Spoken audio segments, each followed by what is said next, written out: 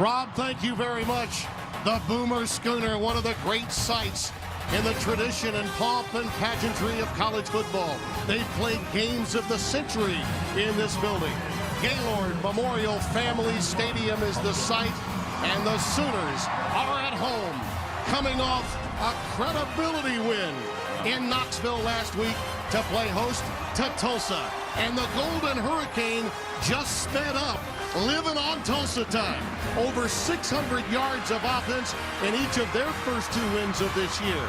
And for Oklahoma, a walk-on that can run it and chuck it, named Mayfield, has changed the complexion of Oklahoma offensively.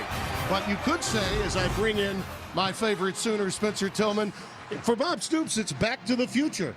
Well, Timmy, these fans here in Oklahoma don't mind partying like it's 1999 as long as it produced wins, and that's what Bob Stoops did. He dipped back in his offensive coordinator, quarterbacks coach Mike Leach, and he got his youngest protege, perhaps the brightest, Lincoln Riley. He comes in here, and there's no question he's going to put up great numbers. I'm really interested how he will integrate some RJP Ryan, his great running back. 1,700 yards last year. At this pace, just over 111 yards to this particular point. Can he produce that moving forward? That projects to about 777 yards. That's less than half of what he produced last year, Timmy. That's the key. This is a Tulsa team that will chunk it and play tempo, tempo, tempo, and they have the second best tandem in productivity in receiving in the country. Garris Garrett is a big target, man. He's 6'4", about 221 pounds. He's going to go up and get it. And what makes their offense work, he's got Kevin Lucas opposite of him that's going to give him that compliment.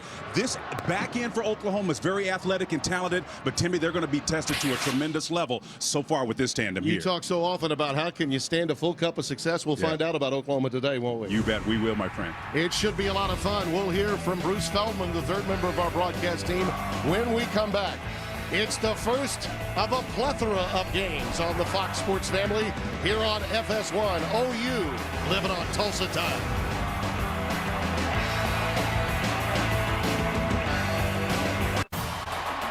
Fox Sports 1 College Football is presented by Geico.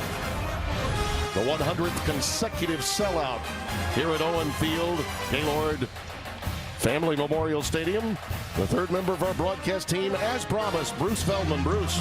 Tim, new Tulsa coach Philip Montgomery's turned one of the most dismal offenses into one of the most dangerous. Already 16 plays of 20 yards or longer. That's 6th best in the country. For comparison's sake, they were 89th in the country at that point last year. This is basically Baylor Jr. And remember, the last 4 times they placed this kind of system, they are allowing 42 points a game. Yeah, these two teams and coaching staffs know a great deal about one another. I mentioned the 100th game played under Bob Stoops in this building. He is 91-8 in home games played here in Norman. What a remarkable career he's had. And as you mentioned, Spencer, it all began back in '99, and it is back to the future for him offensively now. But they'll play defense early. Nick Hodgson will kick it away. Bishop Louis is back deep, along with Connor Floyd. Neither will have a chance to touch it, and they'll bring it out to the 25-yard line after the touchback. And 3 things we need to know when Tulsa's got the football, Spencer. Well, first of all, it's about explosive plays. You know, our partner downstairs talked about the ability to do that. Well, can you do that against elite talent? That's the key for this Tulsa Hurricane offense. Tempo, tempo, tempo. It takes 2 to tempo. We talked about Lucas and Garrett, the great outstanding wide receivers. They will help them do that. And if they're on their game, extended drives will be a natural byproduct of their athleticism. So again, match up a lot of power in that lineup for the Hurricane of Tulsa. Dane Evans is running a completely different offense in college, but it's a very similar one to the offense that he was engineering in high school at Sanger in Sanger, Texas. And it's one of the reasons Philip Montgomery loves having this veteran running this offense for him. Nothing doing for D'Angelo Brewer. Stopped at the line of scrimmage by Eric Stryker.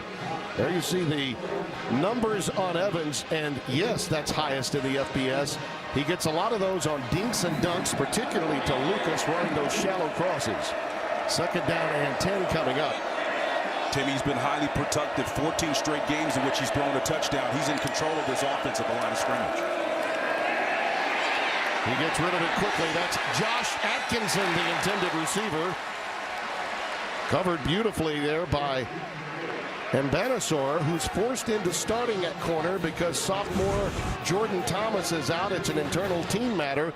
The young man did a good job, may have gotten there a little soon, but we'll call it quality defense this time. Tulsa aware of the fact that the Parker's not in that matchup, and so they went straight to that corner over on that side, taking a shot. Yes, they did. They're well aware that Jordan Thomas isn't here. And Banasour did start against Akron. But that's a big loss, losing Jordan Thomas. We found out about it about an hour ago. 3rd and 10. Evans in trouble. Ducks under at about the 25, maybe the 26, so they net about a yard or 2 on their opening series. That's it. Well, they're going to actually set it right back at the 25, so they get 0 yardage in their opening series, and will have to punt it away. Eric Stryker, their big playmaker on defense for Oklahoma Sooners, in there early and often. He's the guy that they'll move around a lot in this adjusted defensive scheme that Mike Stoops has put together to take advantage of his athletes. Well, Philip Montgomery wanted a fast start when he talked to us the other day. They get nothing in the opening series. Dalton Parks will punt it away from his 15, and Sterling Shepard is back deep. Quickly with the fair catch called at the 37-yard line. Let's get after this 48-yard punt. The 3 things that we need to know when Oklahoma has the football. Partner, we talked a little bit about in the open. It's about finding balance. Some R.J. Pirine, got to get him untracked here. And I think what will help them in this system that uses the pass to set up the run, it's the sure hands. They've got to be able to do that. And Pirine showed you he had some. D.D. Westbrook had a couple of drop passes a couple of weeks ago and then one against Tennessee. He's got to be sure. Then the offensive line play has got to step up. Orlando Brown's going to be a great one in years to come. He's young. He's athletic. And speaking to Merv Johnson, the former offensive line coach now working radio, he says he's going to be one of the best they've ever had. He's one of 3 new starting offensive linemen for this OU team. Mayfield looking long for Westbrook. He's got it. D.D. Westbrook right on target from Mayfield, 39 yards, and the DB pulled up lame, it appeared, in single coverage. Yeah, there's Jarrett Wilson out there. You can see press coverage. He gets to the outside. Does Westbrook. We talked about him needing to be sure-handed, and he was on that particular play. You can see there that he pulled a hammy trying to defend him. And there's Deron Neal right away. Did he get in? Just shy of the end zone, inside the 1. And you can see pace and tempo. A big factor for the Oklahoma Sooners. Both these programs rely on it. Oklahoma mastering theirs early. Something they didn't do in the first 2 games of the season, particularly against a tough and-game Tennessee ball club. Pirine the lone setback. 59 yards in 2 plays. Pirine stopped behind the line of scrimmage. Back at the 2 by Derek Alexander. Timmy, it's always going to be tough enough to get yards inside that compressed area, the red zone. It gets especially tough down here. But again, an inline runner sit up next, adjusted to the quarterback, as opposed to being 7 yards deep where you've got your heels. I like Pirine in that setup. His heels are there now. We'll see if he gets another shot at it. Dimitri Flowers may have lost another half yard. Boy, it's just so tough to generate the kind of momentum. This is really basic physics. The deeper you get him back here as an inline runner, 5'10", about 230 pounds, give or take. The faster he goes, the deeper he is, the more difficult he becomes to tackle down there. So this is just one of the things that Lincoln Riley has got to figure out, how to utilize him. Mixon is an option down here as well. He can catch the ball, so you'll see him line up back in the backfield as well. 3rd and goal, Mixon and Pirine in the backfield, as you mentioned, out of the shotgun.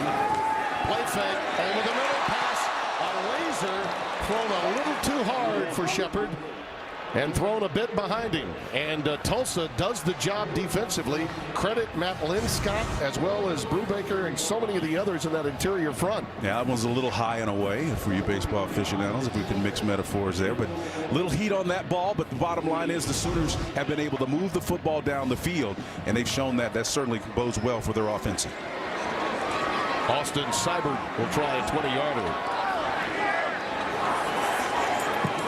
So a win for the Tulsa defense, given the fact that they gave up 59 yards in 2 plays. It all began with D.D. Westbrook, a young man from Blinn Junior College, who is such a tremendous athlete, but it ended with a field goal. We'll be back.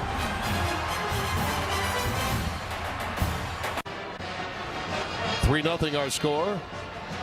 Oklahoma having to settle for the 20-yard field goal. As you look at Philip Montgomery, his team was 3 and out and didn't pick up a yard in the opening series.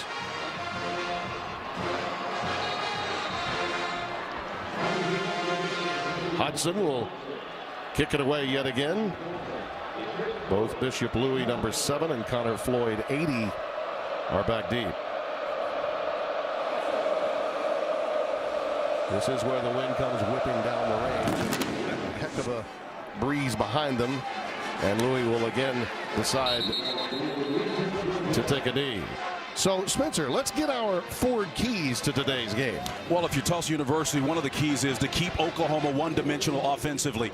But for the pull-up on the hamstring, you essentially done that because Oklahoma did it all through the air, not much happening on the ground. And then Oklahoma steady progress in all phases. Each coach we talked to yesterday talked about that systematic approach to improvement.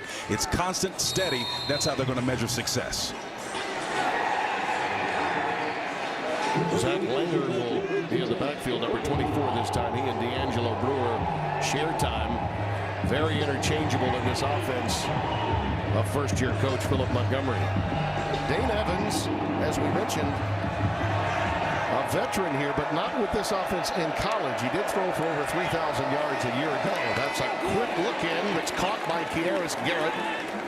Garrett will a lot of times spread and use that vertical spread to get going, and it's Lucas that catches the inside stuff out of the slot. And it was Zach Sanchez who was on the back end of that play playing defense that he got that completion against him. And Langer ahead for a couple of yards, and that's it. Second down at 8 coming up. Let's look at the first play here. Well, it's that inside receiver on the quick slant route you're talking about. It's what we call a switch route. When those two cross like that, Timmy, it can be problematic. It was tough for Sanchez to cover. On 2nd and 8. That power was thrown behind Kevin Lucas and became a dangerous pass as a result. So 3rd down and 8 coming up. Well, Bruce Feldman talked about the Baylor family tree of offense, and of course the Leach connection is back in vogue here at Oklahoma. There are different tempo attacks, and you have to understand the incestuous nature of this industry. So many coaches are connected to one another. Kevin Sumlin, Dana Holgerson, you can go down the line. But one thing they all have in common, they use pace and tempo, and you're looking at a matchup right here by the quarterback. Nice. Beautiful to Garrett. You know, and he's got a tremendous arm. Evans' arm is as good as you'll see. Atari Bird, number 4, the free safety, making the tackle. He's very accurate on his post routes. And what you're seeing is they're not holding back. They're going right after a tremendous cover guy, nickel guy Sanchez in that slot. They're not backing away on the Hurricane. Here's Langer. He quickly pops through to the 40-yard line of Oklahoma. That's an 8-yard gain.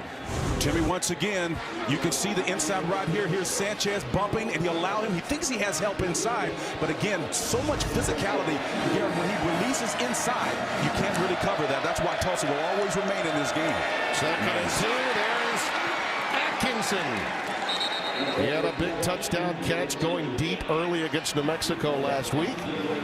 One of their 2 victories, the other being an overtime win against FAU. 17 yards on that pickup. Yeah, Montgomery's marking his whole mindset and approach. He's painting this field from left to right to tell the Oklahoma Sooner back in, we're going to put stress on every aspect of your defense. And then they get them concerned about the perimeter. Watch how effective the inside run game becomes. Ball at the 28. First down.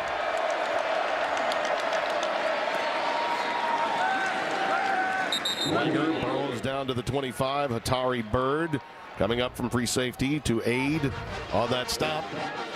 And Timmy, that little run looks nondescript, but believe me, there's a method to the madness. The deal is you've got to keep those linebackers inside to at least be aware of the possibility of getting one gash in the middle. There's Garrett again, breaks the tackle, and down to the 12-yard line of Oklahoma. Ahmad Thomas, 13, brought him down. Boy, and they're just working on Sanchez on that perimeter, man, and they are wearing him out. They're playing a kind of a catch technique off the ball, not pressing their face, Timmy, and it's paying off for the Hurricanes. And Langer gets it inside to about the, well, back to the line of scrimmage, perhaps, after that quick pitch. Look at the nice cushion here that you got to work with. That man bail technique. Like I said, my grandmother can get a catch on that play, man. That's great execution, recognition of the soft coverage, and sit down for the completion. Second and 10. Sanchez highly thought of, by the way, but he's getting a workout, as Spencer mentioned. Langer takes it inside the 10 and inside the 9-yard line. You know, last year, Timmy, one of the criticisms the Oklahoma coaches on the defensive side of the ball had to endure was, especially against Baylor, because that's what you're essentially looking at here in terms of offensive scheme. They really had no solution to their vertical passing attack, and they never really played press coverage. When you see guys backed off like this, it's basically saying either we don't have the athletes to cover them or we're concerned about getting big D. All right, they can get a first down at the 2. They scrimmage from the 8. Pre-snap flags come down. Yep. Stafford may have moved prematurely. 76 for Tulsa. All start offense, number 76, 5-yard penalty, third down. Our referee is Brad Van Vark. And as you look at the Tulsa offense against this Oklahoma defense, something's got to give here. And Timmy, I will tell you this, clearly Oklahoma has great athletes on the back end. That's not really the point here. The question is, the system will allow you to exploit it if Evans continues to make the right choices. Third and 11. Garrett settles in, breaks another tackle, and manages the 5-yard line. That's 2 yards shy of a first down. So fourth down coming up. See, that's where you saw an example of 6'4", 221 pounds, a senior, a mature player after the catch, getting some extra yardage to put the emphasis on the play. The false start cost them an opportunity to keep the drive alive. Redford Jones will come in to kick. He is 6 of 7 this year, leading the nation in field goals per game, and they've been important, particularly that first week when they were forced to OT. This is from 23 yards the right hash. Out of the hold of Joseph Calcagney, a name that should sound familiar to many. The backup quarterback for Philip Montgomery. And the Golden Hurricane answer. Dinking and dunking and looking for streak routes and post patterns. They settle for 3 from the leader in the country, Redford Jones.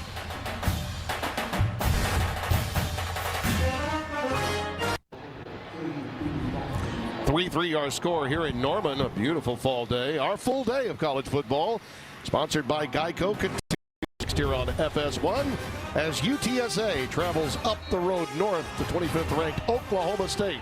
Then it's Cal and Texas on Fox. And in the nightcap, come on back to FS1. 19th ranked BYU will square off against 10th ranked UCLA. It all continues next on your home for college football, Fox and FS1. Along with Bruce Feldman down on the sidelines and Spencer Tillman in the booth. Tim Brando, happy to have you with us. Preston Soper will kick it away for Tulsa after a 12-play, 69-yard drive. They kept the ball for just a little under 4 minutes. That's a long-lasting drive in their offense, ending with the 23-yard field goal. Alex Ross, Deron Neal are back deep for OU. Puchet towards the boundary, and it's Ross. And he finds a seam and gets inside, well, to about the 34. We've got a flag down. A 15-yard return. We'll have to check the marker here. Our referee is Brad Van Vark. Looks as though it may be a block in the back. During the return, illegal block in the back. Number 36 of the receiving team. 10 yards from the spot of the foul, first down. Let's welcome back to the proceedings in our studio in Los Angeles, Jenny Taft for this Lowe's game break. Tim, thanks so much. Number 4, Michigan State hosting Air Force, and senior Connor Cook, calm under pressure, fires to Josiah Price for the 15-yard touchdown. Our very own Joel Platt says Cook is the top QB available. The upcoming NFL draft, Spartans up 7-0 early. Tim Spencer, back to you. All right, thank you, Jenny. Well, if Klatt says it, it's got to be true. Play fake to P-Rod, and Mayfield is now running for his life. He can do this, though. Boy, he got away out of all kinds of trouble in Knoxville last week. Takes himself out of bounds at the 25. So he'll leave himself 4 yards for a first down after the penalty. 6-yard pickup by Baker Mayfield. That was Matt Linscott chasing him, and he did a great job, did Mayfield, in escaping and keeping that play and extending it for another opportunity here. Daniel Brooks, 34, checks in the backfield. They've had some premature movement by Tulsa as Brooks on the what could be free play is stopped after about a loss of a yard or so, but maybe a gain of a yard. Jordan Mitchell, the free safety, drug him down.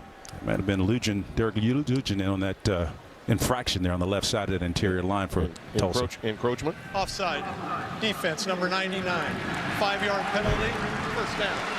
Good eyes by the former Sooner. They're honoring the 74-75 national champions here today. So athletic director Joe Castiglione very busy, as he will be a little later in the year when your team gets honored after 30 years removed from a national championship in '85. Spencer? I spoke to Barry Switzer last night. He was excited about that, looking forward to it today. First down from the 30. Boy, great penetration by that interior front of Tulsa. Brooks is stopped way back at the 26, and it's Lynn Scott again, the junior from Jinx High School in Tulsa, Oklahoma. Very undersized, but this converted safety is doing a heck of a job at linebacker. That play's success hinges on the scissors twist between the inside linebackers on that last play. Sooners just ran right into the teeth of that stunt. That was the problem on that one, Timmy. 2nd and 13.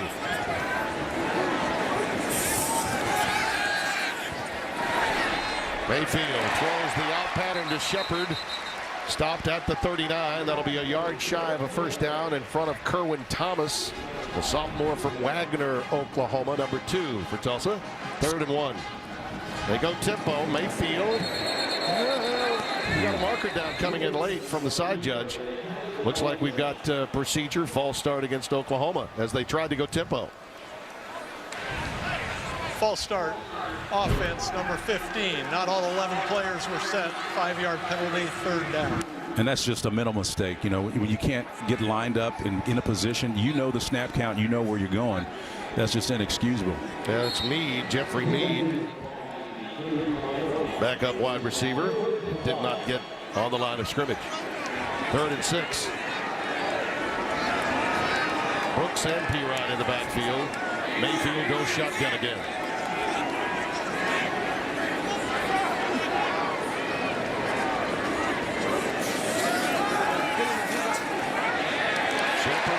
Same pass pattern that got them to within a yard of the first down. Gets them yet another in front of Thomas again.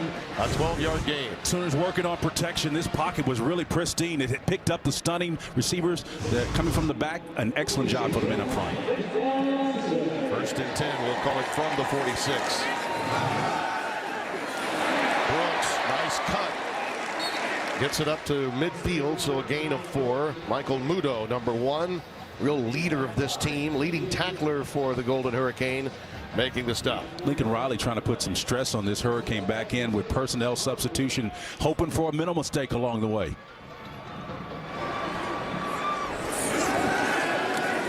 we got a whole swing pattern out to Mixon. Beautiful cut back against the grain and inside the Tulsa 40. You know, we talked about the familiarity here with Stoops and Philip Montgomery. How about defensive coordinator Bill Young? He's been at it for a long time with Oklahoma State ties, running this defense for the Golden Hurricane. That's right. He has an eye for how to stop this type of system. But again, the advantage for Oklahoma with their substitution is getting the right personnel and exploiting matchups, as we just saw in that last play, Tim.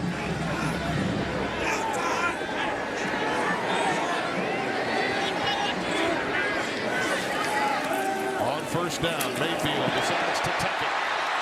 And he's got wide open spaces. Touchdown!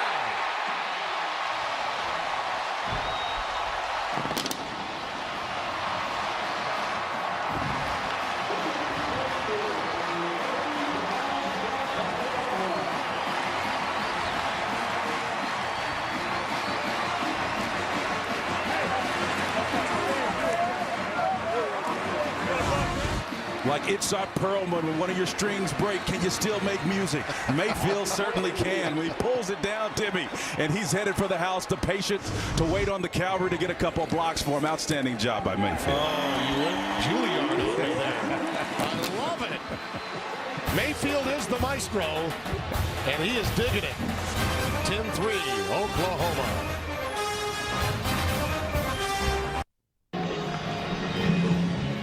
Fox Sports 1 college football. is presented by Geico. Baker Mayfield with a wonderful decision here. Well, it was a tremendous job of his eyes staying upfield to bring in the coverage, and then when it broke down, he was able to take advantage of it, Timmy. That's just an excellent impromptu play and a decision by his quarterback to take advantage of a coverage scheme. It's really an interesting story how Mayfield got here and became the quarterback at just the right time for Lincoln Riley's arrival. Decided to walk on at Bennett, Texas Tech. You know, they didn't really know how good he was until he was on an intramural softball team. And look at this. Pretty amazing stuff.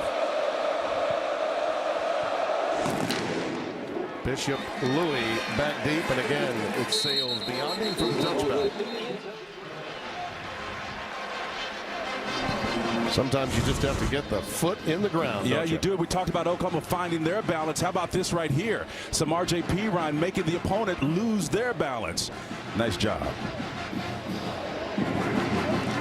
The guy that used to be something that guys like Mixon and Pirine following in the footsteps of one Spencer Tillman and Lydell Carr. A brief stopover in the year before the national title of Dupree. Boy, you think about the incredible backs, you wonder who you're leaving out more oftentimes than not. Earl Johnson. So many. I mean, there's a ton of them. D'Angelo Brewer is in the backfield now for Tulsa with the ball at the 25-yard line. Billy Sims. Hello. Marcus Dupree. Yeah. Even Lucas on the receiving end of this pass. Gets it out to the 31-yard line. So a gain of 6. Tulsa is going to continue doing what they do in real time and force Oklahoma. Well, Oklahoma's got to get in coverage here. They busted this coverage on the back end. This is going to result in significant yardage. And another first down. This one for Connor Floyd, veteran at Tulsa's, played in what is now his 35th game. That's his 34th career reception. Tari Bird was back in their free safety spot. There's a little bubble screen. Good pop. Ooh, they had it ready. Garrett caught it. You could see both Floyd and Lucas with blocks out there, and he almost popped it.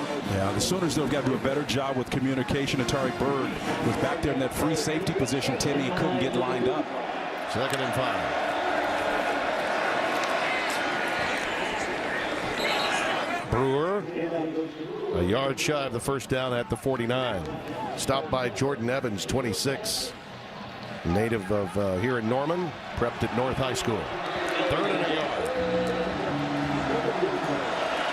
Brewer. I don't think so.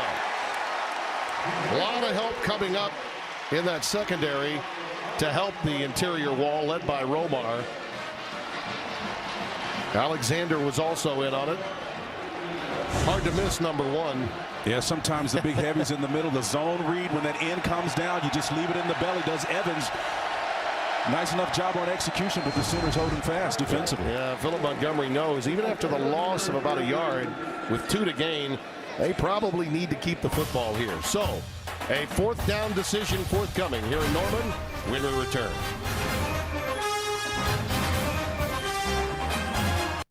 In the long history of this rivalry, the first one back in 1914. A couple of photos from that game took place on November the 30th. Notice the automobile section on the side of the field. No, Spencer Tillman did not play in that game. Step right up, get a ticket for the Oklahoma Sooners. Let me tell you, old fella, we got a decision here for Tulsa that's pretty interesting. 4th down and 2. And, you know, in this offense, I get it. You go for it a lot. But is it a little early, even by Montgomery standards, to be doing this? No, I think it's a good decision. Look at the edge. Look at up at the right, Timmy. The read is there. Langer looks like he has enough. Took it over the right-hand side. That guard, Chris Wallace, has been there a while. Looks very, very close. Now Oklahoma saying that they may have stopped him. So very, very close. This measurement will be, and I think Tulsa's thinking we didn't get a good mark at all. Wow. Langer stopped. So in many respects, he may question this mark. Well, he may question the mark, but one of the things that you shouldn't question is the read. If you're going to run to the reduction or the side where the end is down, Coach Montgomery had a chance out. Look out here. That's where you run to with the reduction. You take the ball out of his belly and you head the opposite direction, or the back has got to have enough vision to see that. That was a pre-snap read, Tim. It's not difficult. You run where they're not. That's the key. So you're saying it was a bad read. That It was a the bad decision. read, but you also had come with enough time at the line of scrimmage to decide at the line to change the play to go the opposite direction. That could really tilt this game for Oklahoma now. The style of offense that Tulsa plays, they know they can score, but being behind by 2 versus 1 score is problematic. D.D. Westbrook on the receiving end.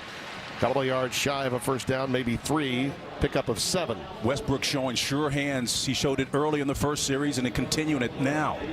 Brooks on the receiving end there, getting a lot of playing time, the redshirt junior. Here he goes again. Undercut by Kerwin Thomas, the corner, number 2. But not after he picked up yet another first down.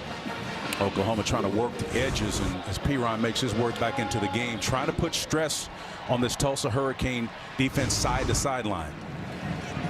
Westbrook goes flank to the top of your screen. Sterling Shepard, number 3, to the bottom. Mayfield looking for Shepard. There was a bump, and there's a flag. Jordan Mitchell, 13. And you know that he really didn't have to do it. The pass was overthrown. That was a mistake by the Tulsa defender. Defense number 13, 15 yards from the previous line. You know, they allow some jousting, but that one came late, and frankly, he just didn't need to go there. It was unnecessary for a couple of reasons. Number one, they had what you call a banjo coverage, a defender inside and out. Mitchell was on the outside. Shepard tried to make the adjustment, but again, he can't consider the distance, and you've got help over the top. Just back off and let the defense be your best friend in that scenario. No need to engage Shepard on that play. Perine comes back into the backfield. Mayfield sends again Shepard to the bottom of the screen. Tulsa with inside pressure, but Perine navigates through it. Past the 20, inside to the 19-yard line. Golden Hurricane has guessed well on these little run plays. Obviously, they're dialed into the cues. Perine showed some nice patience, waited till that scissor stunt cleared up, and then picked his way through for a couple of yards.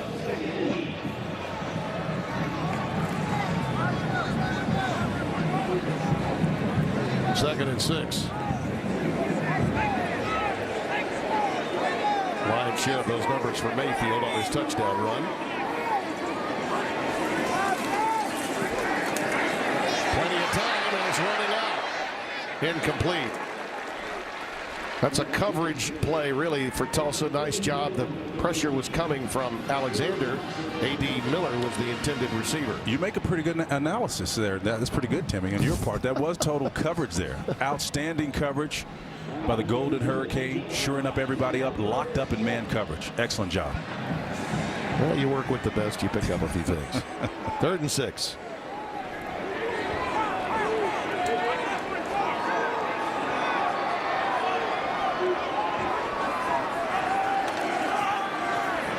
Mayfield on outstanding route run there by Andrews, 81. He's a guy that can play tight end. They can set him out to play wide receiver.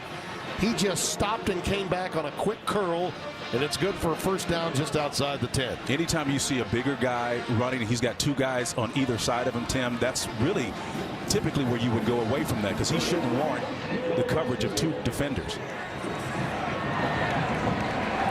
Lincoln Riley's got a lot to work with as you see Mixon now split out wide to the top of your screen. And he's going to get it. Right on cue. Mixon! Touchdown!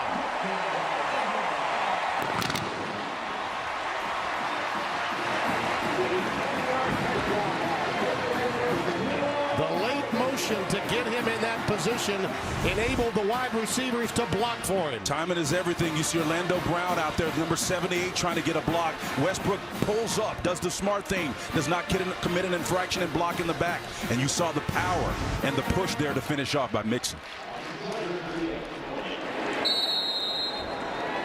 6 plays, 49 yards. After Tulsa went for it and failed on 4th down. OU takes advantage of the short field. Well, you could say the Sooners have done a nice job of mixing it up. And they lead by 2 touchdowns.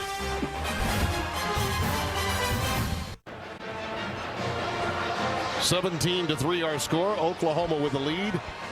Mayfield having his way early, and particularly in that last drive, only having to go 49 yards for that touchdown. He's 8 of 10, 122 yards on the day, and also a 39-yard touchdown run. And you see Philip Montgomery talking with Mayfield's counterpart Dane Evans. They need a big drive here and something productive, even though we're very early in this game and you expect the scoreboard to light up. You're down 2 scores. The time is now. Bishop Louis again, and Connor Floyd back deep.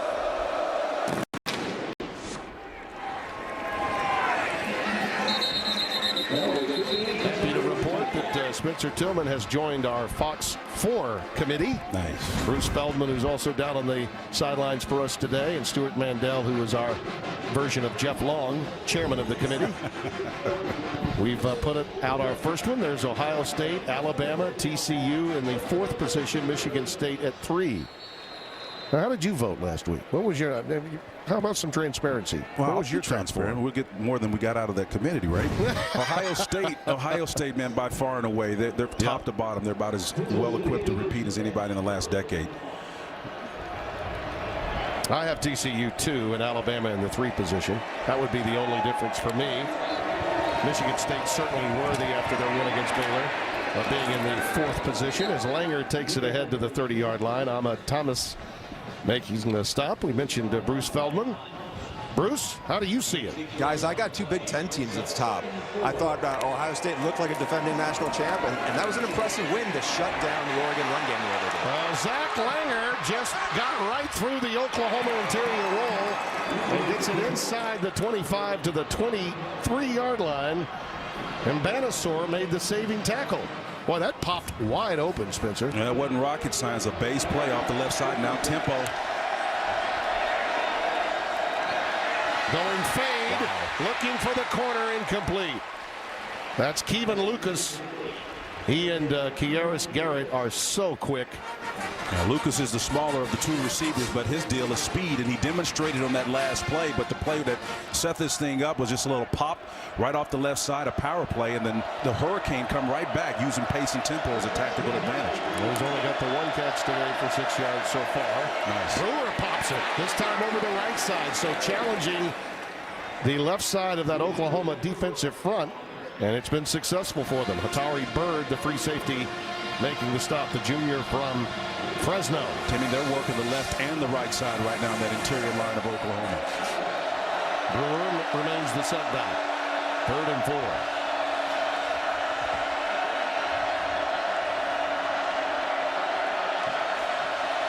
Watch the slot right and the numbers in the 20. They're going to attack that side of the field, Tim. So the top of your screen, keep an eye on that. Evans has to bring it down, manages the 15-yard line, and yet again another decision. 2 yards away from a first down for Philip Montgomery. Matt Romar makes the tackle. He'll have time to think about it as we've come to the end of quarter number 1. Oklahoma got stopped in 1 series. After that, they were off to the races offensively. Lead it by 14.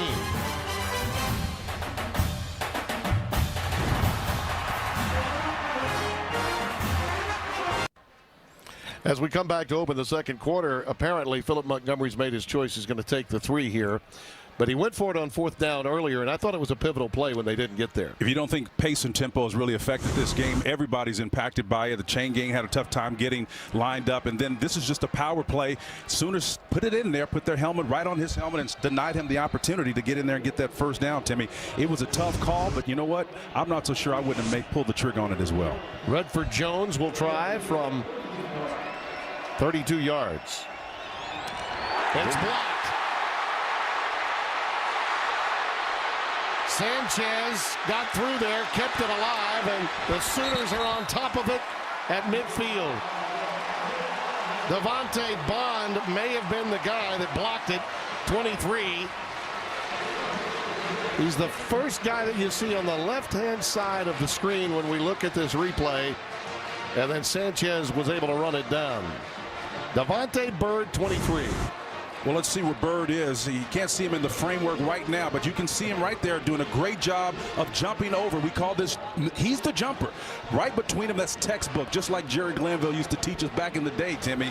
Great special teams effort there. Oh, it hit him right. Man, that's great. Hit him right in the chest. Yeah. Magnificent technique. So 2 fourth-down decisions that have really hurt Tulsa. One, the decision to go for it. The second, the decision to get 3. Pirine in the backfield, Mayfield with time. Deron Neal. You know, you forget sometimes how highly celebrated a player Deron Neal was coming out of high school. Jesuit in St. Louis. He was a top 75 player.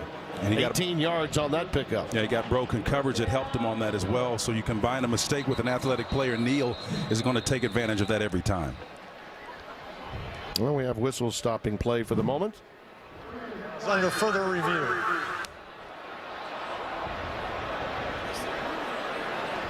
I think they're going to review perhaps where he went out of bounds. Is that the decision? Apparently is. It looked to me very simple that he had made that catch, but they want to take a look at it, and they will. So maybe it was the spot that they're I think it may be the spot. Because he's inbounds. Yeah. Clearly, he makes the completion. I think they're looking for the spot. Yeah, I think they're looking at the spot. I think the spot was a little further down. No question he was inbounds when he caught it. I think they're curious. Yeah, right there he stepped out back at the 32. And they wanted to be sure of that. I think Oklahoma has certainly answered the question of potential hangover after an emotional victory coming from 17 down in Knoxville. A lot of people thought that this might be just the right time to play them. Well, they've certainly answered that question from whatever cynics are out there. And that was a quality win. Butch Jones has done a fantastic job getting a lot of talent into Tennessee. They're not quite back to where they were when Philip Fulmer was there, but you know what? Ultimately, I think this was a quality win, one that Bob Stoops was proud of. The defense in particular, as Mike shared with us yesterday, did some good things also. Yeah. Mayfield, by the way, now 9 of 11 with a touchdown running and passing, 140 yards in the air. Overall, I should say, 140 yards overall. Now here is the pass. Pitch out coming to Pirine. Inside the 30 down to the 26-yard line. You can see some of the power with Pirine there. When you can get him moving across the formation, it becomes evident. You can get him deep at 7 yards or move him across the formation. As long as he has a way to get momentum, he's going to be more effective as a runner. He had 48 touches. He and Pirine and Mixon, between the two, they had 48 touches in that game last week. Nice. So they're getting the ball just a different way. Mayfield. Nice job of Shepard coming back to the ball. And another 1st and goal coming for Oklahoma. Just a veteran move by Shepard, understanding where his quarterback is. Mayfield continuing to create. Does a great job of putting that ball right on the mark between the numbers and the sidelines where Shepard could handle it. Mark it at the 8-yard line after the 18-yard pickup. Pirine the lone setback. Mayfield. He'll take it again and waltz in for another touchdown.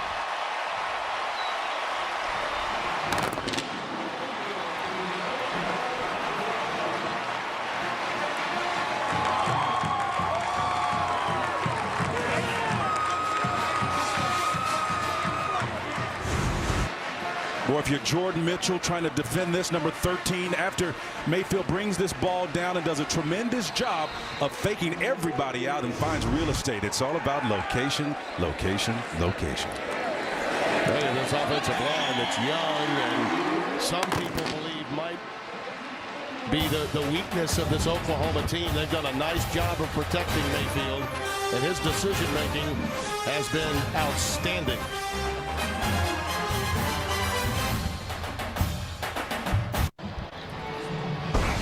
Fox Sports 1 College Football is presented by Geico. With Bruce Feldman and Spencer Tillman, Tim Brando. Here in Norman, we kick off our day, an event-filled day on Fox and Fox Sports 1, FS1, and Fox with magnificent games all the way through from now until almost midnight Eastern time. BYU and UCLA will be closing out our evening here on FS1. You see back deep, Bishop Louis awaiting the kick of Hodgson as Oklahoma has opened up a 21-point lead.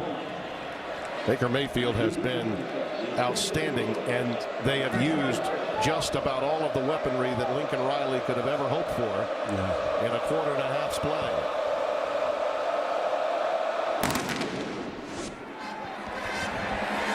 Louis from his 2. Stopped at the 20. Well, there are obviously a lot of young men that know a great deal about one another on the field with both of these teams, and a unique angle with a family. And Bruce Feldman has more on that. Yeah, Tim, big day for the Alexander family. One son, Derek, is a 3-year starter on the D-line for Tulsa. He's really a leader for this defense. Younger brother, Dominique, he's a starting linebacker for OU, and Bob Stoops told us yesterday he's pretty much the glue of the defense. Their dad didn't play for either school. He actually played for Oklahoma State, Derek Sr., and the kid's dad and their mom, Nicole, usually divide it up so they go to a different game each week so somebody is represented. They got about 20 family members here. This is a fun day for them. That's great. And an expensive day, Bruce. And Dad played in your day, didn't Yes, he sure did. Great player, too. Quick pass intended for Atkinson. He was trying to run that quick look in and nothing doing. 2nd and 10 coming up. And those Alexander family, all of those great players that were there, Leslie O'Neal and Thurman Thomas, Barry Sanders. Garrett Limbrick, Charlie Dykes played back in those days for Pat Jones. The pass is overthrown, intended for Kevin Lucas. Evans is 8 of 13 for 77 yards. 2 crucial decisions on 4th down really tilted this game to the point where they're down by 21. 4th down miss at midfield, and then a 4th down attempt at a field goal that was blocked. Both led to touchdowns for OU. 3rd down 10.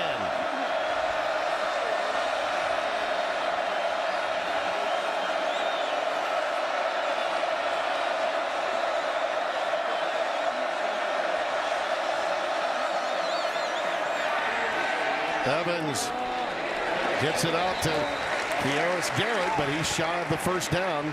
Again, it's 2. They've been about 2 yards away with 1 down to work with on 3 separate occasions, and they'll have to boot it away here. Well, that was a quality decision, though, by Evans as Coach Montgomery looks on. That was a cover 2 shell look. It was zone, so he just took advantage of it. Man on the outside, but 2 deep safeties. He just threw the ball where he saw the open receiver. That was a quality choice, getting what he could. Shepard back deep as you see Dalton Parks, 26, preparing to boot it away. On the Ray Guy Award watch list. Ranks 5th nationally in punting coming into today's game.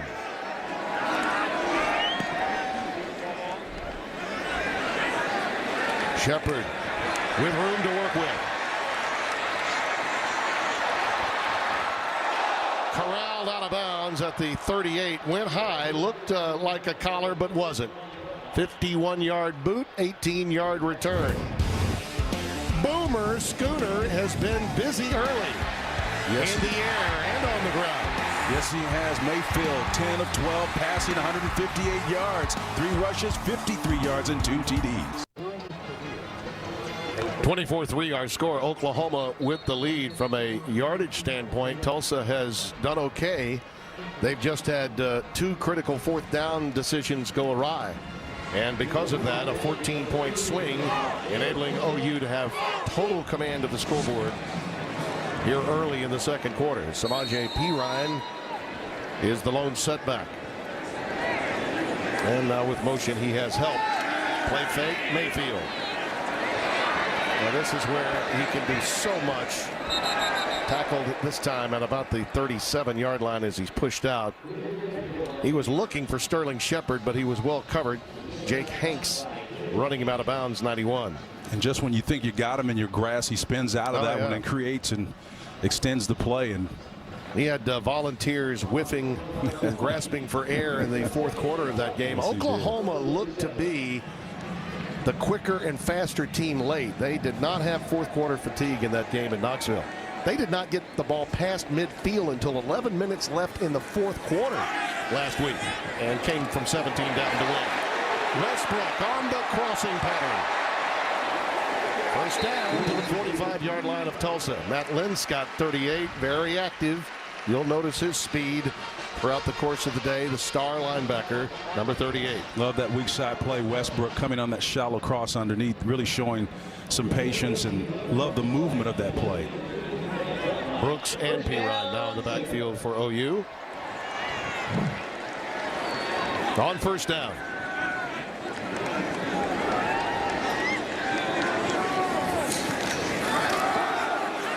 There he goes, Brooks again into the boundary, inside the 40 to the 39. Number 40, Trent Martin, the junior from Jinx, Oklahoma, with a stop. It's a total team effort. The shallow cross route will come back here, but watch these guys right here blocking outside, showing you that they can put their hat on another helmet to get Westbrook open for additional yards. That's great teamwork by the old, as we affectionately call, pencil necks, the wide receivers.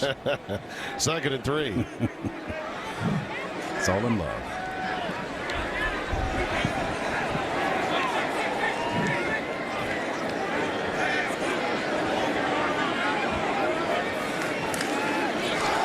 Pirine, plenty of room. Sanaji Pirine takes it inside the 15-yard line of Tulsa. That's when he's at his best, Tim, when he can come across the formation. Again, you've given him enough time to get downhill, even if you're just going horizontal to the line of scrimmage. But once he gets that head of speed up, he's got enough to reach the corner and turn it up and do some damage physically at the end of the run.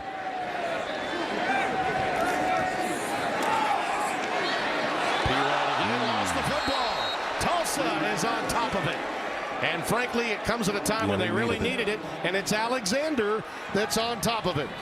The senior family member that Bruce Feldman was just talking about comes away with it. Booker T. Washington High, Tulsa, Oklahoma. Booker T. Washington, known for producing some great talent out of that school. It's a legendary school.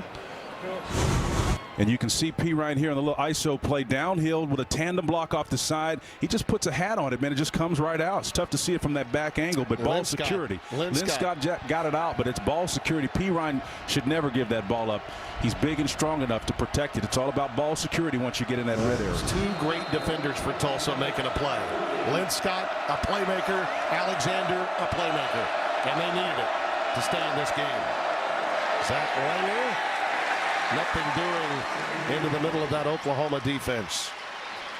Charlie Tapper is a big physical force along with Jordan Evans, 26. Remember watching Tapper just running down quarterbacks in that Sugar Bowl a couple of years ago. They want to see more from him in coming games. Langer tries to pop free beyond the 11 to the 13-yard line. Tulsa in need of a first down to move the chains and get this defense some rest. They're getting some success, particularly running Langer inside, but again, it's coming in small bunches and not big enough. They're known for their explosive plays, like Bruce said at the top of the show. We've not seen many of those. 3rd down 5. This would be only their 2nd conversion of the game if they get it.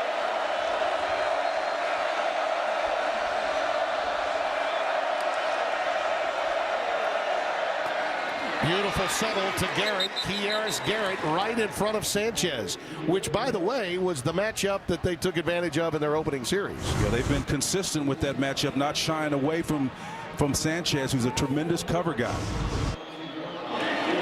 Markers down on the fly. That pass is caught by Atkinson. We'll have to check the marker. Atkinson ruled out of bounds at the 38-yard line of Oklahoma. But way back here at nearly the 23-yard line, we see that little yellow hanky. Illegal formation on the offense. More than 4 players in the backfield. 5-yard penalty, replay, first down. That will nullify a 42-yard explosive play, Spencer T. Yeah, you can only have 3 back there. One of those guys needed to move up either in a wing alignment or be on the line of scrimmage. You can't have 4 in the backfield in that play. Otherwise, that negates what would have been a big-time play that they needed to get back in this game, Tim.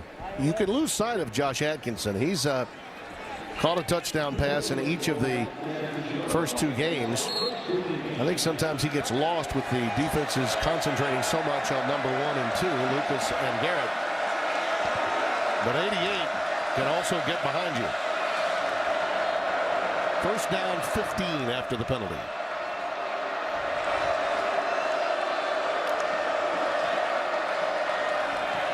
Zach Langer trying to keep the OU defense at least somewhat honest. You talk about Josh Atkins. I mean, we know about Darius Garrett and Kevin Lucas, but again, Atkins is a guy who's got 23 games. He started 9 times, Tim, so he's got a sense of confidence about himself, and he knows what he's doing from a scheme standpoint. 2nd and 14. Nice pump fake and a back shoulder throw that's a beauty. That's a first down to Kearis Garrett. Evans showing no regard for the cover prowess of Sanchez. They are working him out on that back shoulder stop route. That's a big-time pro throw right there, Tim. Without a doubt. That's something you'd see from Drew Brees. Here comes a sack. Back at the 33-yard line. And it's Ahmad Thomas coming on the blitz from the strong safety position, number 13. Well, one of the things that Mike Stoops told us yesterday, he understands this quarterback is capable, so they've got to find a way to affect him because he has so many weapons out there. And one way to do it is with those run blitz looks or some type of games or deals to get pressure on the quarterback off the edge. Usually it's going to be striker. 2nd and 16. Langer bounces outside. Strong run by the senior. Atari Bird comes up to help usher him out. That makes 3rd down a bit more manageable after the penalties. Should be about 3rd and 11. Tim, if I'm Dane Evans and I'm looking at this back end for Oklahoma, I'm going to continue to work on Sanchez, but I'm also looking for a secondary opportunity to exploit this coverage as well. Yeah, you think about they got the stop off the turnover from Pirine. Keeping this drive alive and doing something special to extend this game and stay in it, keeping their defense off the field would be huge. He's got him in this twins look here right now. There it is. Wow. Atkinson right on cue. That's a first down Golden Hurricane at the 43 of Oklahoma. Evans with a beautiful look. Watch this inside look here. It's a nice little job of going on the stop route to open up the route behind it. Golden Hurricane finding a place where they can exploit this coverage. Connor Floyd had that one go right through his hands. That one should have been caught, but it was a laser. Dane Evans is right on the point. Again, you just mentioned the accuracy. That's what's defining these last 2 plays in particular, and he's going to continue to exploit this zone coverage on the back end for Oklahoma. Hey, Floyd may have jammed his thumb there trying to catch it. Garrett with 8 receptions, 88 yards. Lines up at the bottom of your screen. Lucas is down there with him. On 2nd down. There it is again, right at the marker. Atkinson again. Well, Oklahoma that should be a first down. Got a player down, but Oklahoma's got to do something about the coverage scheme and press the issue. They've got to find a way to affect the quarterback. This is pitch and catch for Evans. Charles Tapper is the Sooner that's on the ground, the senior from City College by way of Baltimore, Maryland, a young man that did so much for this program and they expect so much from. So we'll check on his status. That was, by the way, a pass good enough for the first down at the 33-yard line of OU. He was a monster in that Sugar Bowl win against Alabama. That's the one that I remember him most from. He's a little groggy, but is able to make his way back to the sidelines. He showed you some speed. He showed you all his athleticism in that game, too. Chased down one of the first-round draft picks they had. Here's again another look at that ball that was completed between that zone coverage, and doesn't look like it's apparent what the injury was, but nice job of hanging on to the ball between the zone coverage. Great hands by both Atkinson and Garrett on this drive. One with an over-the-shoulder, back shoulder reception, and that one snared out of the air by Atkinson. Evans with a pump fake. That's got to be a flag. Atkinson was held onto by Mbanasor, who, as we mentioned, is starting in place of Jordan Thomas, which is a big loss. And again, the word we got from the Oklahoma administration, an internal team matter that will be dealt with. The news breaking overnight. Atkinson being used a lot in this drive. 3 catches, 40 yards. Pass interference, defense number 2, 15 yards from the previous spot, automatic first down. When Bannister here, again, this is where the infraction is going to take place. Man coverage can be intimidating, particularly against a big body receiver. You can see he puts that left hand to impede the release by the receiver, and then Atkinson was trying to get loose, but Bannister just clearly grabbed him. And again, the theme on this drive, it's really taking advantage of the new player, the new kid in the back end of this coverage scheme for the Sooners. Play fake to Langer. The throw is right on target. Touchdown, Atkinson. What a remarkable drive for the Golden Hurricane.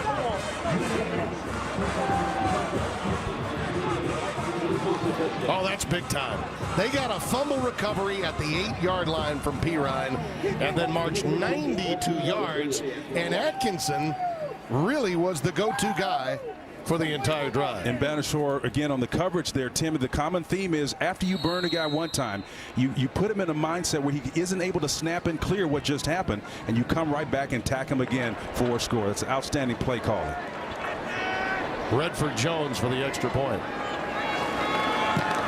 Well, they are getting through there. And there was another jump technique that almost worked. They're going to have to identify that later on. It began with the Pirine pilfer, courtesy Lynn Scott and Alexander. And it led to Atkinson. 4 receptions, 58 yards. This, the culmination, and 6.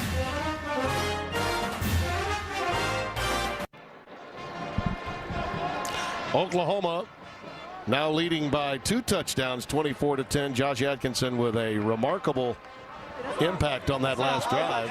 11 plays, 92 yards. Remember that because Oklahoma goes in. They've got total control of this game. And the inability to get the ball back and go up by 21 could make this a game again, as explosive as Tulsa can be. And they proved it in that last series. You see back deep to Ron Neal, along with Alex Ross.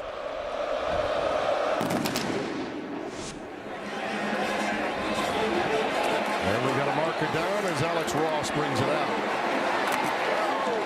Stopped at the 23-yard line. I thought we saw a flag. Maybe it's been picked up. That's one on the 40. Oh, there it is at the 40-yard line. I see it again. Let's get the word here from Brad Van Vark.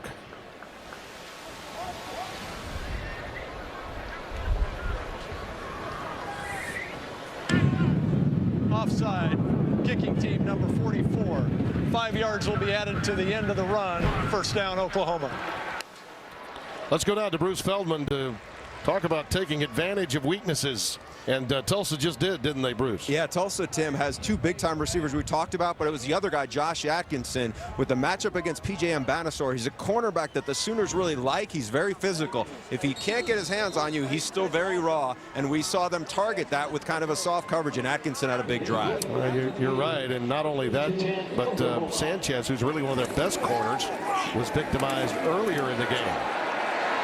Here's Mayfield, who may wind up the leading rusher in this game based on all the room he's finding as Tulsa defensively decides to max cover and not rush really more than 3 or 4 at any given time. Well, as long as Mayfield continues to get the kind of protection that he's getting, you cannot cover these guys one-on-one down the field. So the coverage will eventually break down. He'll have an opportunity to run in freelance.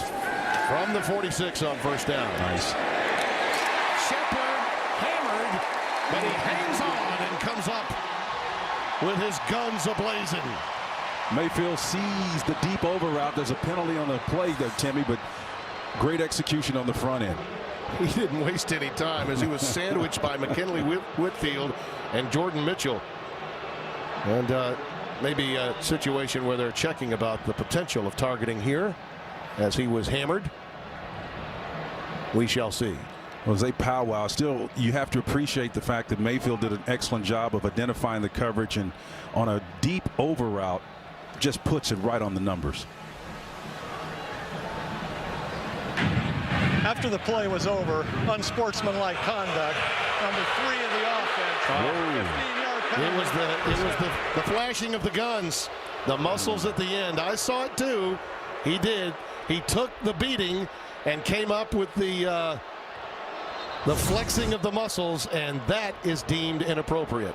Well, yeah. That's a clean tackle, no question. Yeah, it's a clean tackle. Again, sportsmanship. Yep. You can't do that. It's a little demonstrative, and that's not who he is. That's not who his character is. His dad was a great player here, the late Derek Shepard, and I'll tell you, it doesn't get any better in terms of character and commitment, that young man right there. It's Dennis Simmons, receivers coach. It's spending some time with this offense, one of the new coaches on this squad. That pass is airmailed, intended for Daniel Brooks.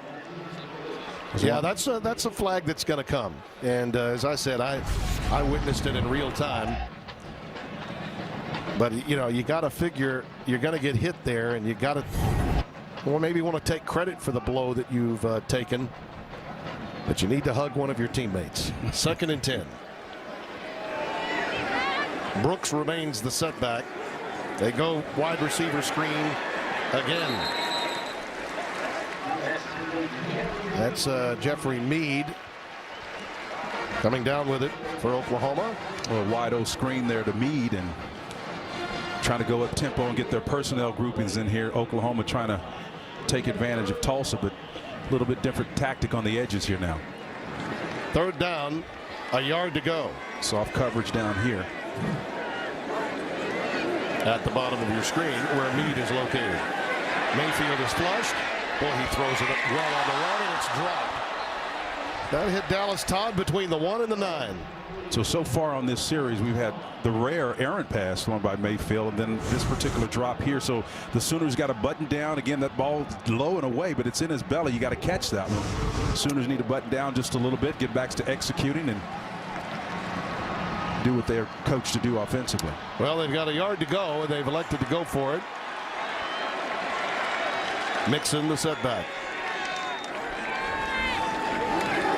Blitz coming off the corner, and Mayfield is sacked.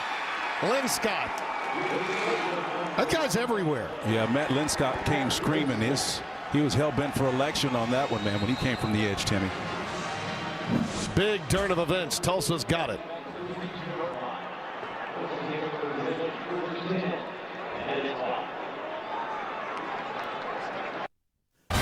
Coming up on the State Farm halftime, number 4 Michigan State off a huge win against Oregon. How would they handle the triple option of Air Force? Plus Texas A&M, they look to continue their hot start hosting Nevada. And we preview our next FS1 game, number 25 Oklahoma State, UTSA. Tim Spencer, back to you.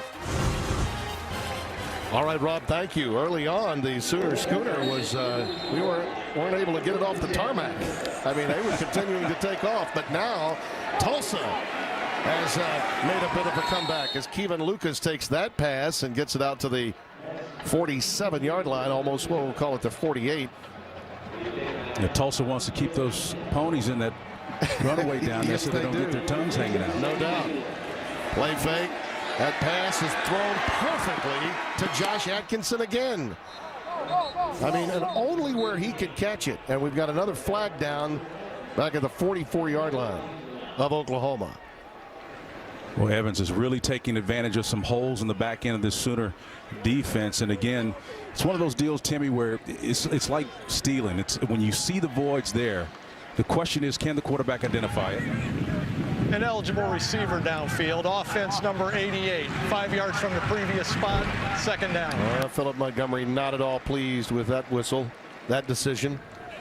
That's one of the great debates, by the way, in college football, the illegal receivers downfield. More oftentimes not the receiver position, but the tackles and guards getting out ahead, say by 3 yards or more, giving linebackers virtually no chance. It's been one of the issues brought up by the likes of Brett Bielema and Nick Saban, guys with defensive backgrounds.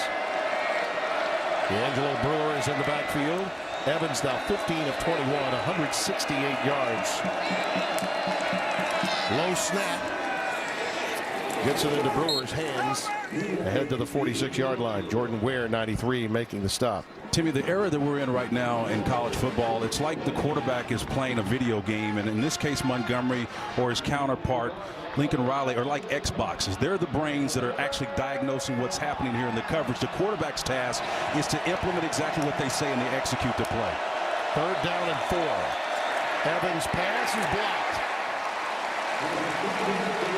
Great penetration coming there from Oklahoma. Charles Walker, 97. 87, DJ Ward, I think, may have actually been the guy that got his big mid up there to swat it away. So a punt formation coming now for Dalton Parks. And Shepard will be inside his 15, almost to the 10-yard line, awaiting the boot.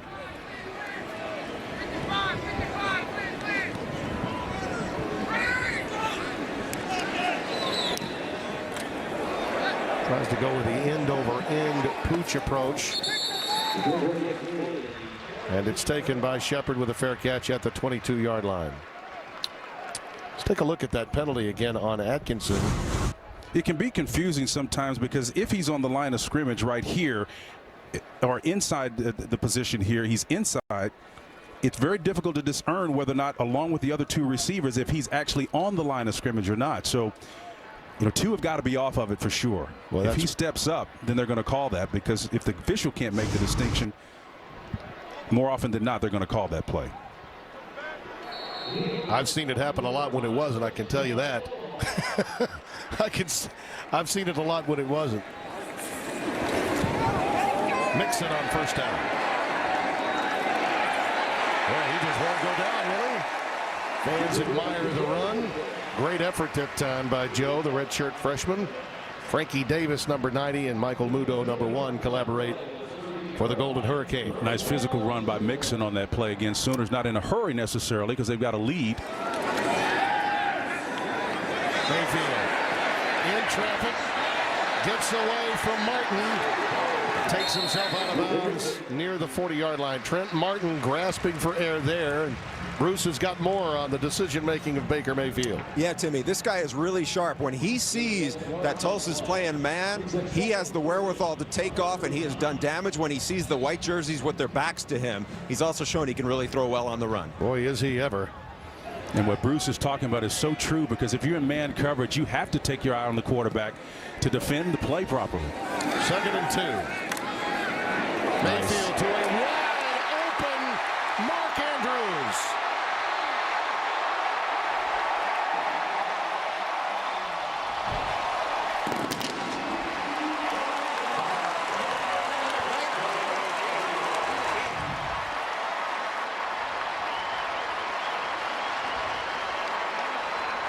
There are a lot of ways you can attack a freelancing quarterback, and one of them is to bring either a safety down. If you don't want to spin one of those athletic guys against a spread concept, you can keep a linebacker down and spy him. But when you put a tight end in the game and he's able to split the middle of the coverage, you better make sure that you keep an eye on him. If you leave him loose, you're going to wind up getting burned. Sybert's extra point gives Oklahoma the 3-touchdown cushion again. You think of Sterling, you think of Neal, sometimes D.D. Westbrook, but how about this converted tight end? Hello.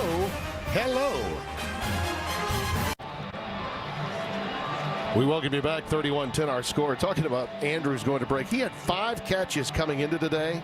He has been utilized big time this afternoon. And in high school, he was used primarily as a wide receiver. Came in as a tight end, is converted back now as a redshirt to wide receiver. They can line him up almost anywhere. But in high school, he caught 207 passes for over 3,600 yards and 48 touchdowns. So he can become a real weapon. He really can. Tim, he was a consensus 4-star recruit. You know, I mean, the guy could make plays against linebackers, or if you put even safeties or smaller corners on, he's able to make plays because of the size differential. And here's an example of how he got open, so wide open moments ago. Well, where's he at? Right here? Okay, there he is. He's going to work down here against this linebacker, then work his way down the middle of the field. And let's see the release. A nice little release. He splits the zone coverage. That's just a busted play by the underneath coverage. And It's Katie bar the door after that one, man. That's a nice job of dissecting it. Mayfield saw him open, split the coverage, touchdown. And a little more speed than you'd see from your average tight end, right?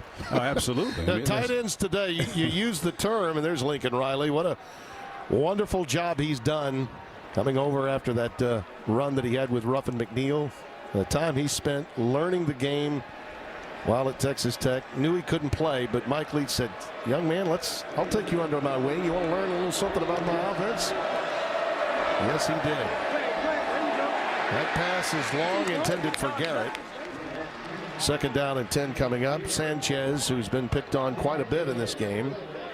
And they're continuing to come after Sanchez, and the Sooners on that play bringing a weak side blitz to try to deal with that, to try to affect Evans, who's been on target for the most part today. Trips left now, Timmy. We'll see if they come back and work this inside receiver. Sooners need to get lined up.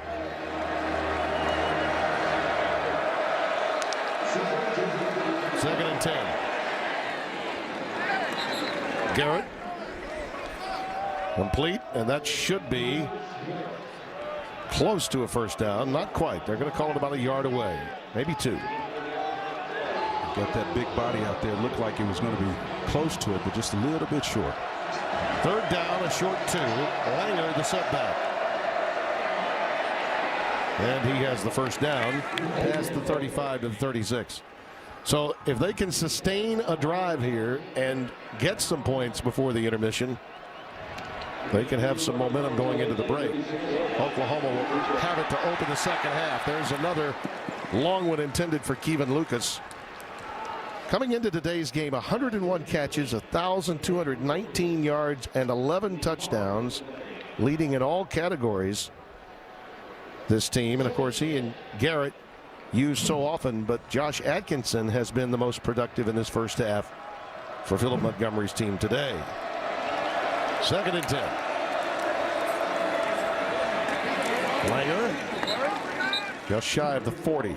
Stopped by Hatari Bird. Yeah, Bird really came up from that safety position and free safety position, and that junior, 6'1", 206 pounds, really brought everything he had there to stop that play for a short gainer. 3rd down 6. 4-man rush. Tipped into the air as Sanchez jumped the route in front of Garrett. He knew exactly what was coming that time. He'd seen it enough.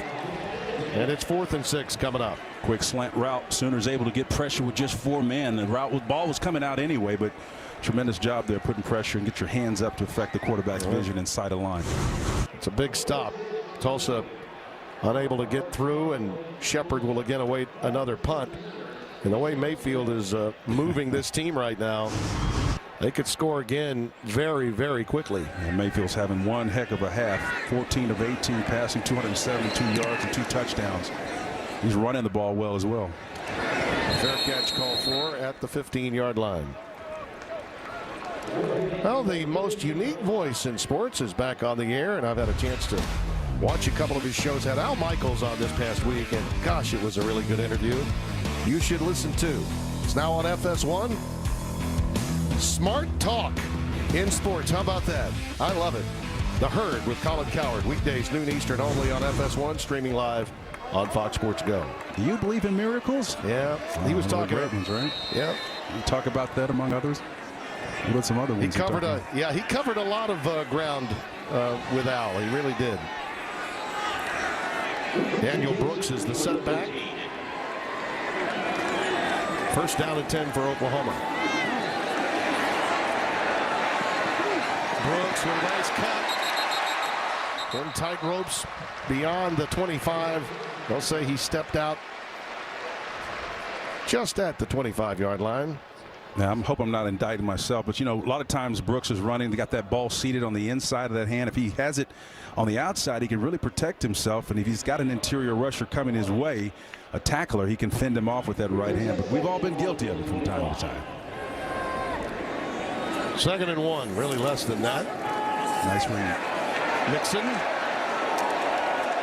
ahead to the 35-yard line.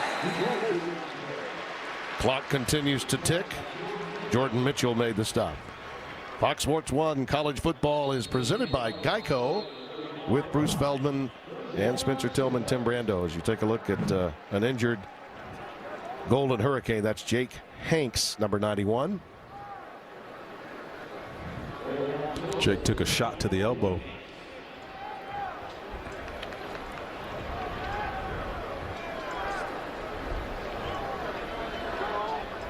This is a wonderful series. They're not going to play after this year for some time, but Bob Stoops said he loves the idea of playing an in-state school like Tulsa. It's good. They're only a couple of hours away. They've even played a couple of games played last year in Tulsa. Well, you know, the good thing about Bob, he understands it makes good physical sense for the state, for Tulsa University, a private university, by the way. It makes sense for everybody. It's good for folks to come from Tulsa and travel to Norman. It's only about 127 miles. It's an easy get. Smallest enrollment in the FBS. Less than 4,000 enrolled at Tulsa. Mayfield looking long, going for the home run. He's got it, Shepard. Out of bounds at the 21-yard line. 44 yards, that connection. Number 3 atoning for the earlier poor decision to flex his muscles. Now he's doing it on the field where he should. Mayfield with already 300 plus in the air.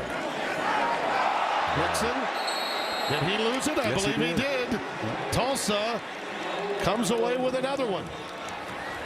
That's Brubaker, number 8, that reeled it in. So now you've got 2 of the top backs here, Pirine and Mixon, putting one on the carpet each for the Sooners. And if there's ever a great equalizer, turnovers can do it. You can see him cutting against the grain. Again, the ball seems to be secured. I think it got stripped right there. Number 20, Osiabu, Zeke Osiabu, got the strip. And Brubaker, another really outstanding defensive player up front, comes away with the recovery. He missed all but one game last year with a fractured bone in his eye. Really happy to be back playing again this season for Tulsa. 1st and 10 from the 20. Those 2 big turnovers have kept the Golden Hurricane in it. Langer bolts out to about the 29-yard line, and they are going quickly here. They do have 2 timeouts that they can utilize.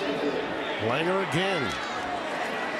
That's a first down, so the clock stops. He's ahead to the 35-yard line. Stephen Parker made the tackle, number 10.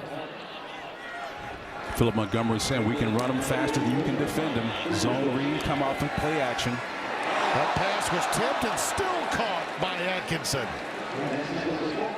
Boy, he's putting on a clinic. Parker tipped that into the air, so he had to make the adjustment and still managed to reel it in for another first down. 5 catches for 68 yards for Atkinson, as Langer this time is stopped at the 45. How about this concentration? Yeah, it's all about concentration going up. After the ball is tipped, the trajectory of it and the path is changed. The concentration to pull that ball down, that's outstanding. Tulsa has taken a timeout. They have 1 remaining.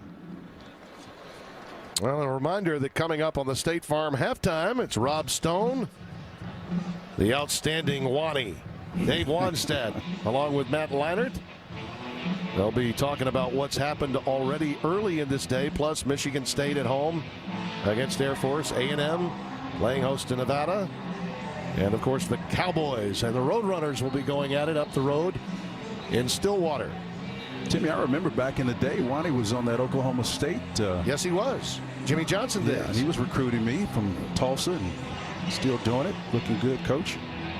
He came down, as I recall, to my hometown and played in the Independence Bowl before heading to Miami, winning a national championship there, and then on to the pros. Was it the Weed Eater Bowl? Yeah, I think it may have been the Weed Eater back in those days. You're right. Oh, yeah. Ball is at the 44-yard line now. 2nd and 10 coming up.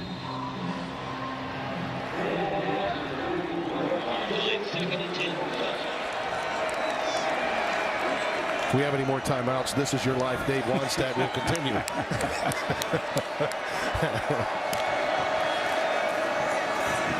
That quick slant was dropped by Atkinson. That's his first mistake of the day. 3rd down and 10 coming up. Yeah, I like to play that quick slant. A lot of times when you're not necessarily into the sun, but you're a lot closer. But that's a tough throw when you're lined up outside the numbers and trying to work against a guy who's playing you inside eye. Because he's got one easy step to step in front of you, and he takes it to the house if you're not on the mark. A junior from Carrollton, the Oak Ridge School. He's really had a very good first half.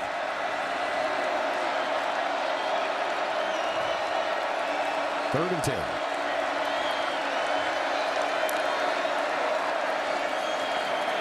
Evans brings it down, makes a nice decision there, and Kieris Garrett decided to come back to his quarterback, make himself available because he had a cushion, and it nets yet another first down. Yeah, Evans had pressure again and did a wise job of pulling it down and stepping up into the pocket to create and then find his receiver open for plus yardage.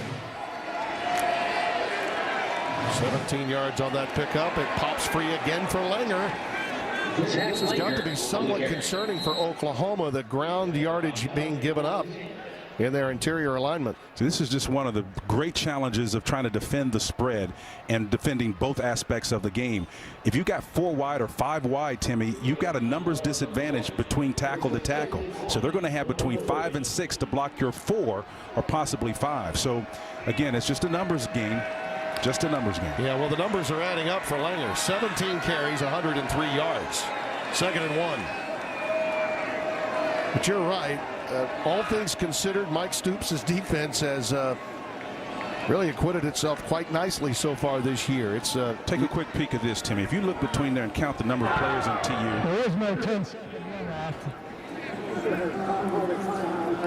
Timeout's being taken here by Tulsa, we're told. There's Mike up in the booth. Yeah, Mike's done a great job of adjusting. He's admittedly had to make some adjustments and told us yesterday quite candidly that he thinks they've been good adjustments that he's had to make. One of them is getting up in the booth and maybe having a different perspective than he's used to down on the field with players. And so far, it has served him well. He's very satisfied with the communication in that secondary. The new defensive backs coach, Kerry Cooks, has joined this staff along with Dyron Reynolds, who's working with the defensive line. And really, that's what it's about. It's about communication. By the way, going back to my hometown's bowl game, it all started, when you think about it, for the Stoops era. 2000. 1999, yeah. 2000. They came into my hometown to play in the Independence Bowl, got that opportunity, lost the game to Ole Miss. Then after they left, they went on a streak of 20 consecutive wins after the millennium. I remember that Deuce McAllister put a number on him, but Bob Stoops put pressure on the world after winning in such a short period of time a national title. Langer. Further proof, by the way, that all great things happen once you've come to my hometown. And once you go to the Independence Bowl that following year, expect to win a national title. Play fake. Evans throws. He's got it in the end zone. Lucas, touchdown. What a big throw that was. 28 yards.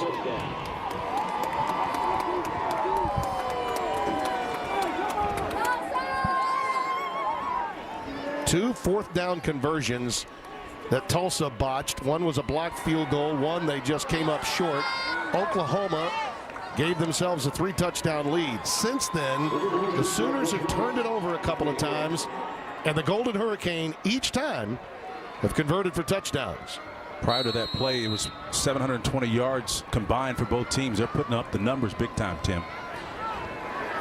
Well, Lucas had been quieted by the Oklahoma defense early. In fact, he only had 2 catches for 12 yards before that. But that was a marvelous step up and throw by Evans. Well, you can see here the back coverage, the zone read brings up the underneath coverage. And Evans, it wasn't the greatest thrown ball, but I'll tell you what, it was pretty much on the mark, and defending it was our old buddy here. Stephen Parker got caught in coverage there with him, and he took advantage. That was huge for this Tulsa team before the break, to get the opportunity and take advantage of it. Stephen Parker had pretty decent coverage there, but that ball was so well thrown, Tim, that it would be almost impossible. The only way you defend that better is to be able to take a peek back in man coverage, and the great corners are able to do that at some point in time during the route, is to be able to identify man coverage. All right, let's listen. Oklahoma's ahead by 2 touchdowns, okay? I'll give you that. But those 2 fumbles led to 2 touchdowns for Tulsa when Oklahoma was going in. In effect, we're talking about a 28-point swing in the first half of this game. Yeah, and it also makes it very difficult to become excited about what you're doing offensively when you're turning the ball over that way. You want to get out of here with some momentum. Again, we talked about steady progress. Both Mike, Bob Stoops, and Lincoln Riley all indicated the same thing. It's like they were in the same place. Look at this. Onside. Well, why not? It's the end of the half, and it looks like they got it, and they did. Tulsa's got the ball with 9 seconds left. McKinley Whitfield, 21, comes away with it. Outstanding execution.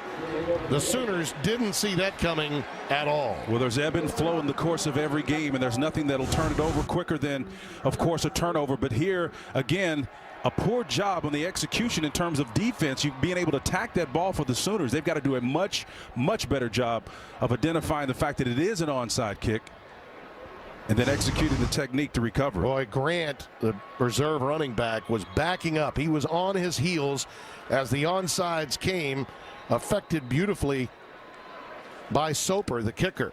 And there was no denying that Whitfield would get to it. It was actually pretty easy.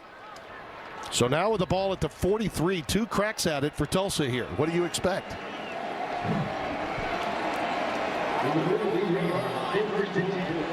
Obviously, they've got a shot at 2 plays. I think you take a shot. Timmy, you got 9 seconds. You can actually get 3 plays off at 9 seconds with this offense. If it's incomplete. Well, he's going deep. He's going for it all right here. Hail Mary time. He's got it in the corner of the end zone. It's Kearis Garrett. Can you believe it?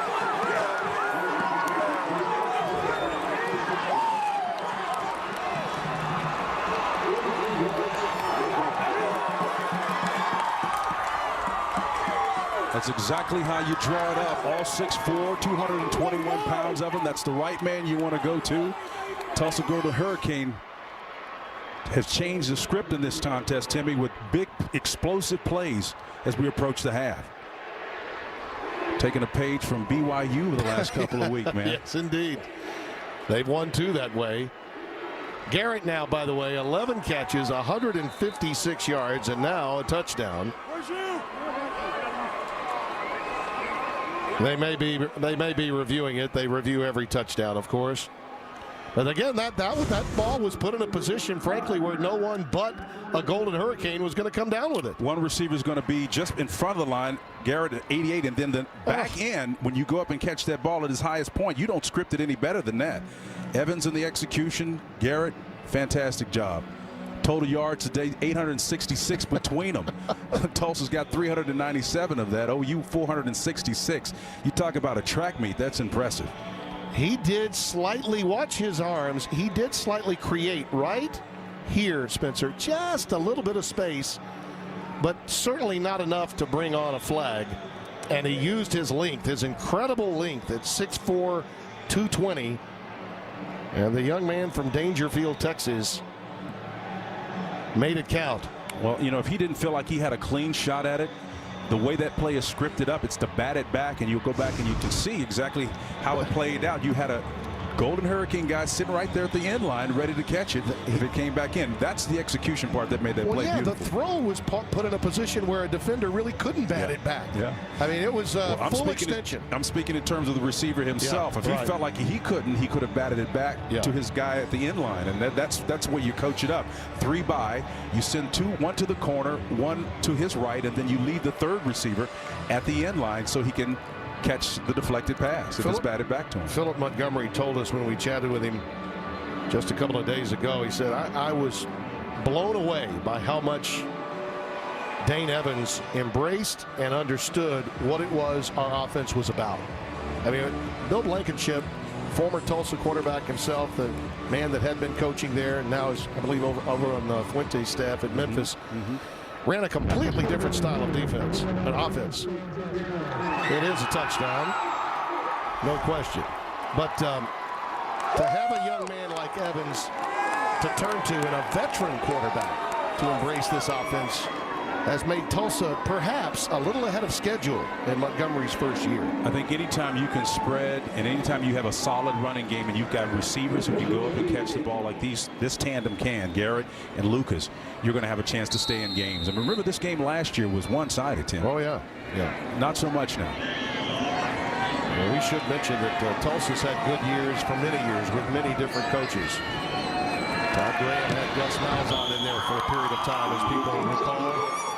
And Coach Blankenship had a Conference USA divisional championship. Remember, here it is Steve again. Craigthorpe back in the day was there too. So here's the guy that ultimately is going to come back in the end line. Number 88 lagging back just in case one of these two can't. His job is to stand there on the end line. Not needed in that case. Garrett went up with that finely thrown ball by Evans. Did a fine job. This is his job, to stand there on the end line in case the ball comes back. But again, great effort by the quarterback Evans. Ahmad Thomas is there, but he's not in a position to make a play on the ball. That's the length and the width of the field with a Hail Mary that's thrown perfectly. Well, again, it's all about execution. And again, it's cliche. They talk about it being a game of inches, but that's what it comes down to in plays like that, Tim. And this is a team that, frankly, was on the ropes at 24-3 with Oklahoma going in, and Pirine put the ball on the ground. And then came a 92-yard drive to answer, only to have the Sooners reclaim a 3-touchdown lead. But Mixon turned it over. Also a penalty on Shepard that thwarted a drive that Oklahoma had perhaps going in. And now suddenly we got a game. Let's see how they handle this now.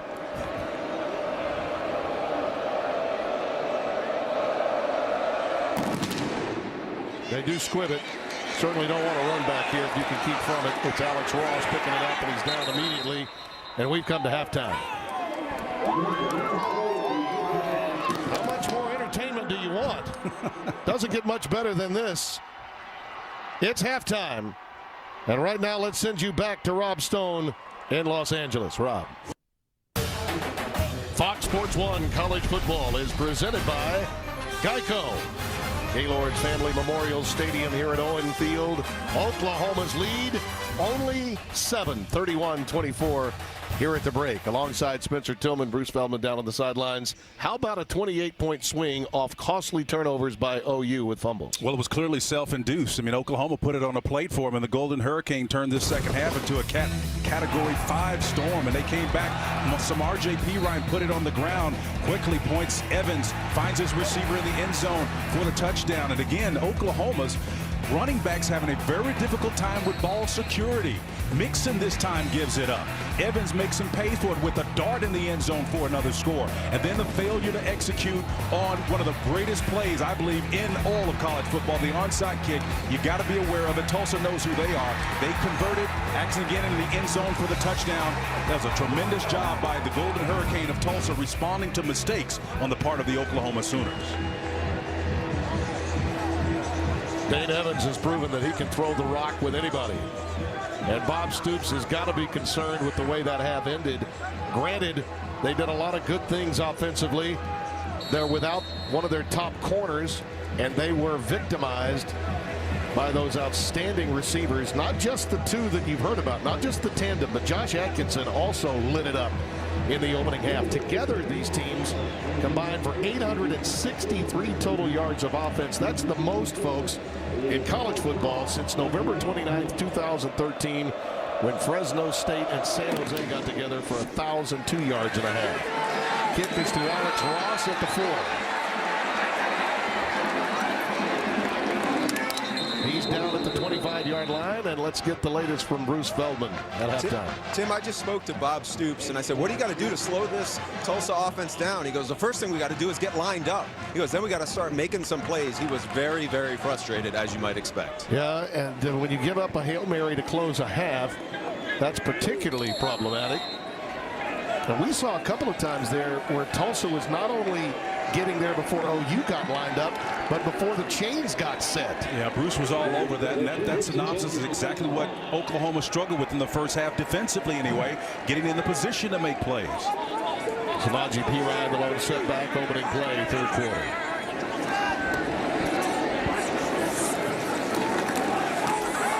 Perine breaks free. for a first down. Mudo makes the stop. By the way, you know, when you think about what Philip Montgomery decided to do with that onside kick, he knew he had to kick off to open this half. So why not just gamble and go onsides and then throw up a Hail Mary to see what happens? And it came up roses for him. Well, Oklahoma's not gambling. They're going to establish their identity and run the football here in the second half. A slight adjustment on the tackles with their blocking schemes. They're going to try to identify themselves. Trent Martin hauls down Pirine. And it's the strength of Pirine that's on display here. Watch again, that left arm free, the ball secure, perhaps could be a little bit higher and tighter, but watch him break through those arm tackles. So RJ Pirine is a stout guy at 5'10", 231 pounds. It's not going to stop him with just one arm.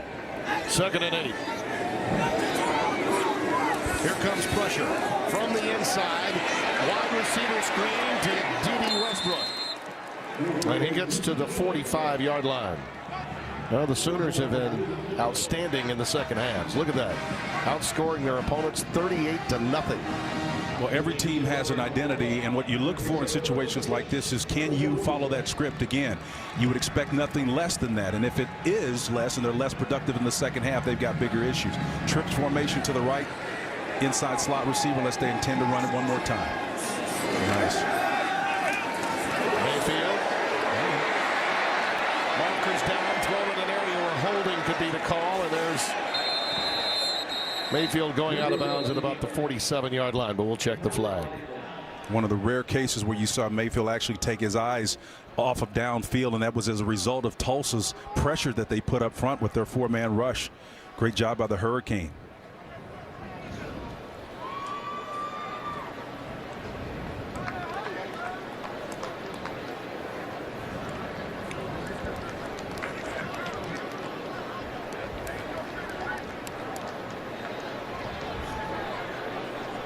One of the things that you notice, here's the call. Offense number 63. That penalty is declined. It brings up 4th down. Alex Dalton, the guilty party there. Remember, this is a offense that's without its center. Ty Darlington injured a knee last week against Tennessee, so Jonathan Alvarez moved over from guard to center. Farniak, who is a backup tackle, moved into the left guard spot. Casatati, the redshirt senior, starting over on the right side, and Dalton has become sort of a swing guy today for Oklahoma. It must be contagious. Tulsa having a tough time getting their personnel on the field. Yep, because they declined the penalty. They wanted to force a 4th down, and I think there was a mix-up from Tulsa from a team standpoint, and they were forced to call a timeout. In a close game, that could come back to haunt them. We'll be right back.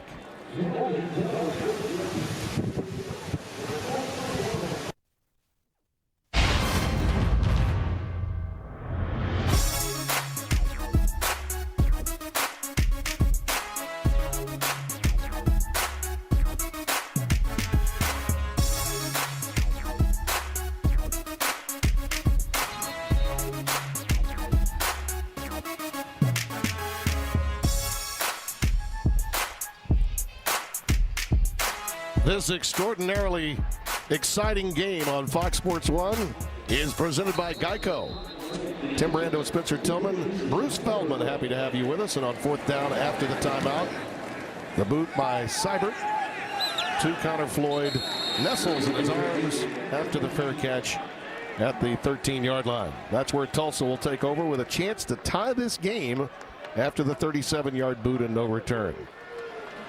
If you think about it, Philip Montgomery, if you had said to him midway second quarter, you could have this game tied by midway in the third, given a 21-point deficit, I think he would have taken it. Yeah, but in talking to Tim this week, and you're right about that, Tim, but you got the sense that he felt with the success he had at Baylor and the surprise fact that he's got great, talented guys. When you look at the numbers of Daines, they're 4 or 5, 98 yards, 2 TDs, just the last 2 drives. That confidence shows up every single time. Langer and to the 15-yard line. Matt Diamond. And that confidence is contagious. And again, the longer they stay in this contest, the more emboldened they're going to become. 20 carries, 116 yards for him.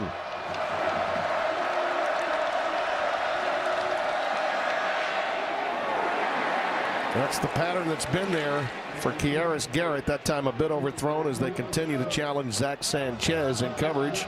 He had a step, too. Yeah, he had a step, and again, they continue to challenge Sanchez over there. This is a top-flight corner, one that Mike Stoops told us yesterday is the leader back there on the back end. And boy, from the jump, they have been attacking him and relentlessly. Sanchez under duress. Supremely confident this Tulsa offense. 3rd and 8 doesn't seem like a lot, but it might be more than that if we have a false start. I think we do. False start. Offense, number 74. 5-yard penalty, 3rd down. Well, they're going to give it to the center, Chandler Miller this time, the redshirt freshman. He's handled the chores well. That's a tough task to play the center position as a redshirt freshman. As I mentioned earlier, Jonathan Alvarez on the other side pressed into duty because of the injury to Ty Darlington for Oklahoma. Well, in this system, he's also not just snapping the ball, which is tough enough, but he's also making the line calls as they slide protect and do it so with a way to handle a striker out there, number 19. We'll have to be careful here now on 3rd and 13. Sure don't look like they're bringing pressure. This is like a 4-man front. Going long, streaking down the sidelines, Atkinson. There's a bump, but it's going to be called. Yep. It's going to go against Mbanassor. It was clear he got bumped. It's interesting. It was the back judge that called it, coming from the hash mark closest to us. But I think it's an accurate call. Defense, number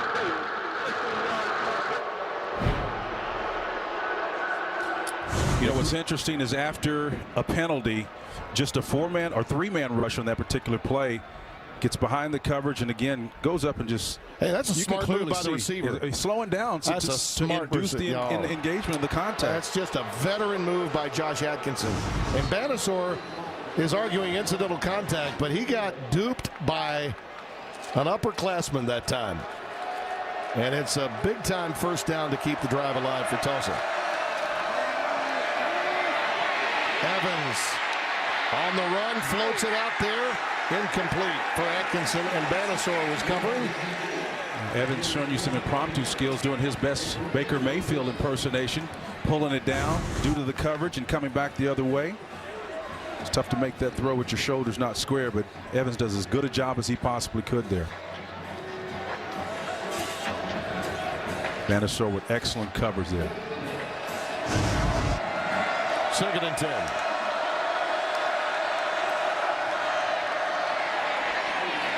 Zach Langer over 100 yards with a lot of time remaining in the first half. He has been toting it today. Jordan Evans made the stop. Gets ahead for about 3. 3rd down, 7 coming up. Jordan Evans with an excellent job. It's 6'2", 239. Very athletic in that inside linebacker position, shedding off a would-be blocker to fold underneath her and save what would have been a big gainer.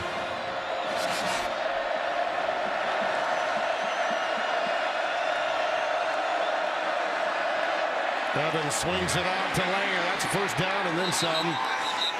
You know, they're using sometimes those receivers and those quick slants and crosses, and then they can kind of flood that area, Spencer, as they did there to create the safety valve. Langer. Well, that time it was Dominic Alexander, number 1, the inside linebacker that got picked on that play, Timmy. He couldn't get over and cover.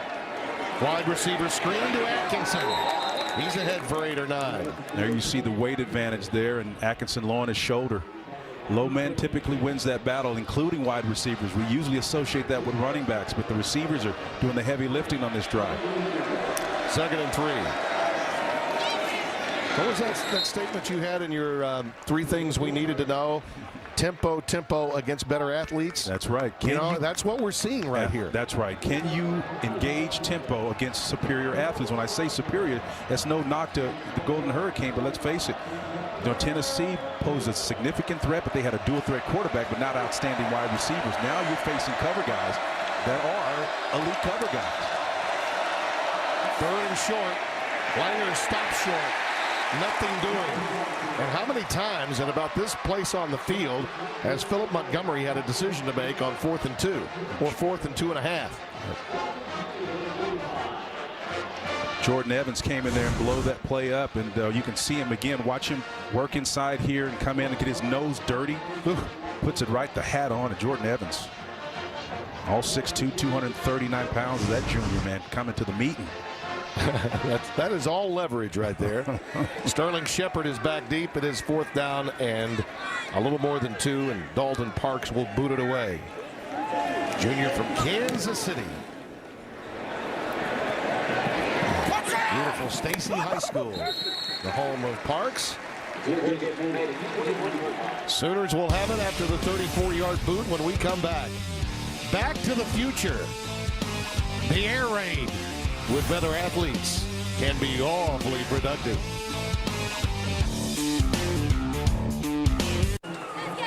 Oklahoma with the ball and the lead early 3rd quarter. It's a full day. Here's Geico continues its coverage on FS1. Texas San Antonio UTSA taking on 25th ranked Oklahoma State.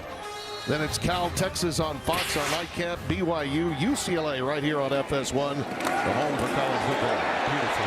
Yeah, again, Mayfield has been so solid through the course of the day. Gets it out to the 29 in the arms of Osiabu, number 20, senior from Grand Prairie, Texas, making the stop. Timmy, ultimately, if it's the olden days, Jamel Holloway, J.C. Watts, that mesh ride point is beautiful. Mayfield did a great job of pulling it out of the belly at the last minute and keeping it himself for a nice game. 2nd and 3.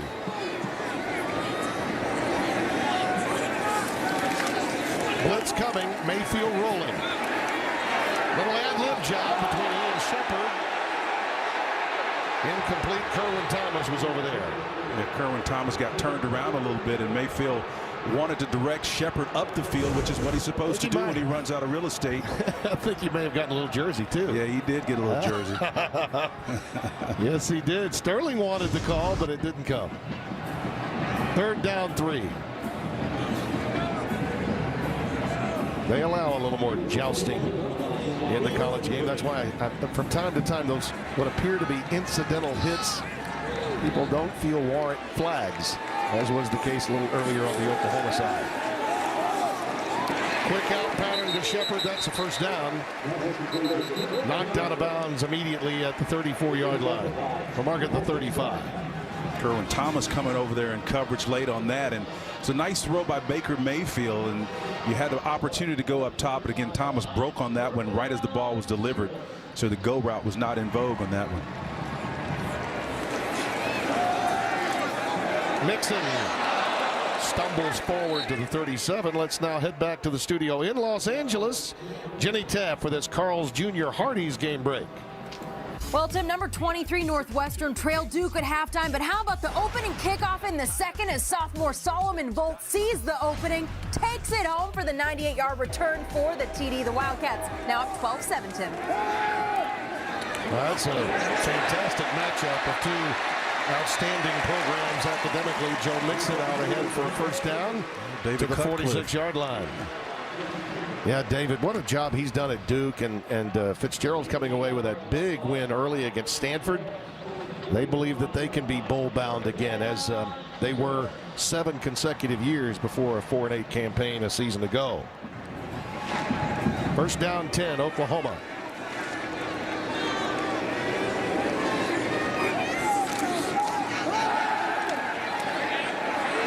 Mayfield with all kinds of time. A.D. Miller makes the catch at the 42-yard line. Took a while to develop, and if that's the case, typically it's protection that makes it happen. There you see it. There's the shell, the play action, just a 4-man rush. Linebacker comes up to spy and contest it. Mayfield makes him pay for it with a laser shot for the completion. It's been a 1st down fest today. 24 now for Oklahoma. Nice patience. By that you mean Mixon waiting for his block and his avenue to open up. Frankie Davis with the tackle. You're absolutely right, Tim, and it wasn't quite a smoke through a keyhole move, but he waited patiently and sifted back underneath where the least resistance was to get an extra 2 yards. 348 yards passing, 80 rushing for Mayfield. That's a day's work in 2.5 quarters. Mixon the lone setback. Deron Neal reels it in just inside the 30. That was a tough pass thrown a little behind him, And he was going to get popped, and he was by Kerwin Thomas, number 2. It was trips right into the boundary here again. That's the route he's going to look on the out cut. Excellent job of navigating with the little space outside that hash. That's tough navigating in that contracted area. So from the 24, it's 1st and 10.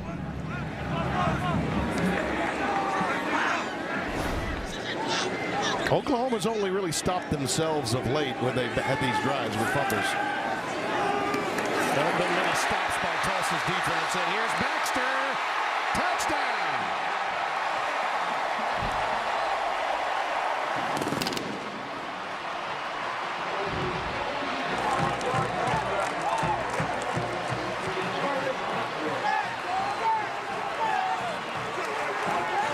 Love the place selection on that one. Beating Jordan Mitchell on that play, coming back to the wide side of the field. This is what the matchups are all about. Getting the ball to Baxter and other great elite athletes in space, trying to make a play, winning the one-on-one matchups. Seibert's extra point makes it a 14-point game. In that drive, they found A.D. Miller once. They found Baxter once. And they're once again in the end zone. Oh, the Baker did it again. We'll be back.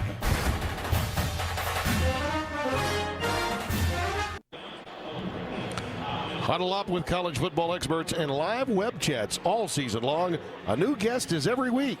The Edward Jones College Football Huddle on foxsports.com. Stuart Mandel and his friend and colleague Bruce Feldman with us today.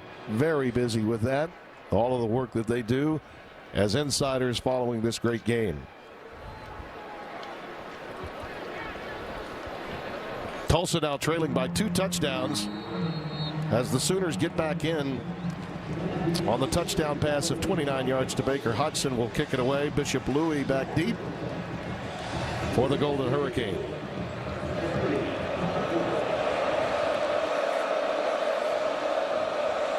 100th consecutive sellout at this stadium today.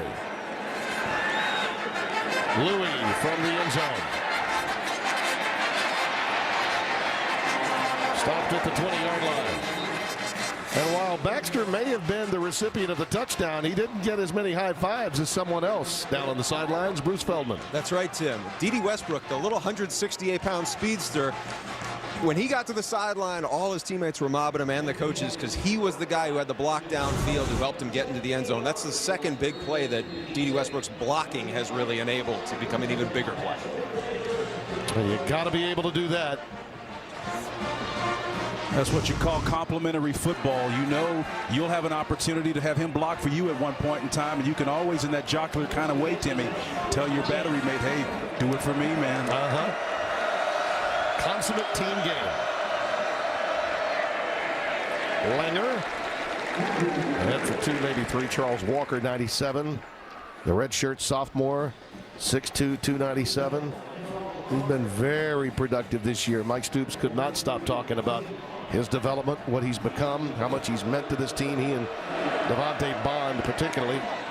This pass is intended for Garrett and reels it in at the 28-yard line, but again shy of the first down. So 3rd down coming up. Connor Floyd checks into the game. Tulsa trying to get a 3-by alignment here. Straight man coverage with a single safety high, Tim. You can run it on this or pass. It's a great option for him. They've got the field spread. Nice. There's a perfect quick slant to Atkinson. And that is, they've been feasting on that all day today. They really have, and most of it's because the Sooners have been in a bit of a retreat mode, playing off coverage and not a press concept. You can sneak in and take a peek to find out what the quarterback is doing on those quick routes. On 3rd and 10. Quick out, streaking down the sidelines. The pass is caught. Justin Hobbs, 29 on the receiving end. Once again, putting stress on Dominique Alexander to get out there at his inside linebacker position. Hurricane up-tempo, Tim. He remains in the game. Hobbs up at the top of your screen. Evans under pressure, has to unload. On that Floyd saved an interception. Absolutely saved an interception. We've got a marker down.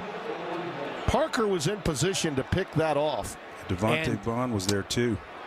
I believe we're going to get roughing the passer here. Personal foul, roughing the passer, number 23 of the defense, below to the head, 15 yards from the previous spot, automatic first down. Devontae Byrd.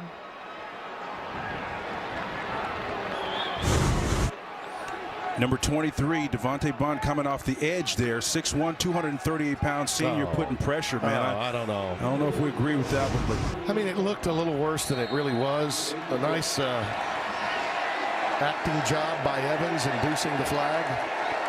I'm with you, Spencer. I didn't like that call. 1st and 10 with the ball at the 28.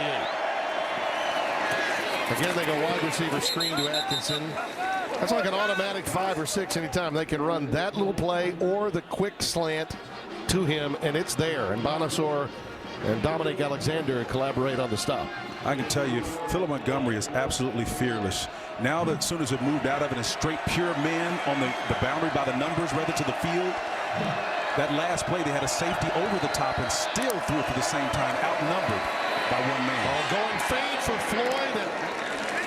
Just more, you know, Evans would love to have that one back. He overshot it just a bit, intended for Floyd, and he had 2 steps on Ahmad Thomas. Ahmad Thomas is a big, strong, strapping guy back there at strong safety. He got a hand on him, and it slowed him down just a little, just enough for the incompletion.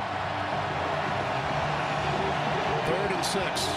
I think the thing that's concerning with Thomas, for example, you've got a junior back there, and again, they were relatively young last year, but the year more experience, you don't expect that to happen, Timmy.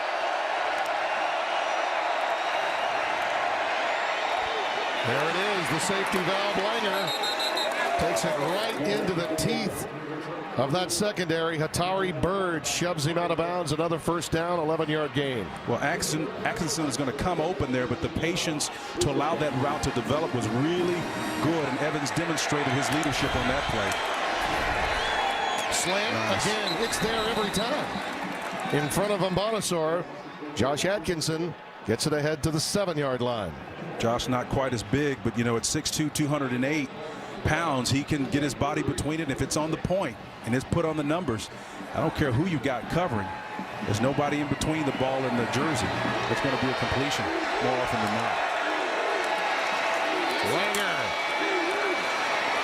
Did he get in? Yeah, he did. I think he may have gotten in. They're going to mark him just shy, it appears, about a half-yard away. The extra effort almost got him into the end zone. Well, Devontae Bond was on for a ride there, man. He was going in, and maybe he had a knee down, but from the perspective I was looking at it, it was close. Yeah, it was close. 1st and goal.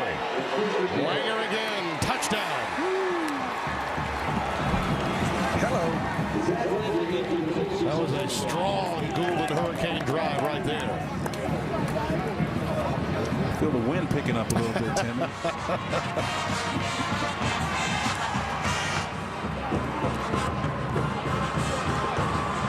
First points given up by the Oklahoma defense in the second half this year.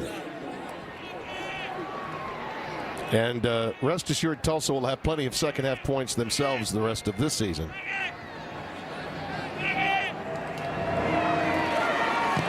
The American Athletic Conference can be awfully proud of the performance of one of their teams today. Hanging tough. Baylor Light, huh? Playing with the heavy hitters today.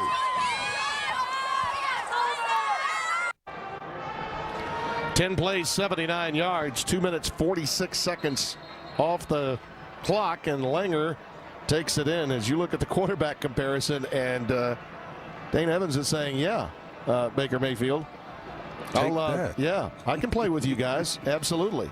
I mean, the difference is negligible. And again, I think what that speaks to is the competency of the quarterback, but also where we are in the landscape of college football, the system. This is basically Baylor with different athletes. Sure it is. And as it turns out, a couple of these wide receivers are elite.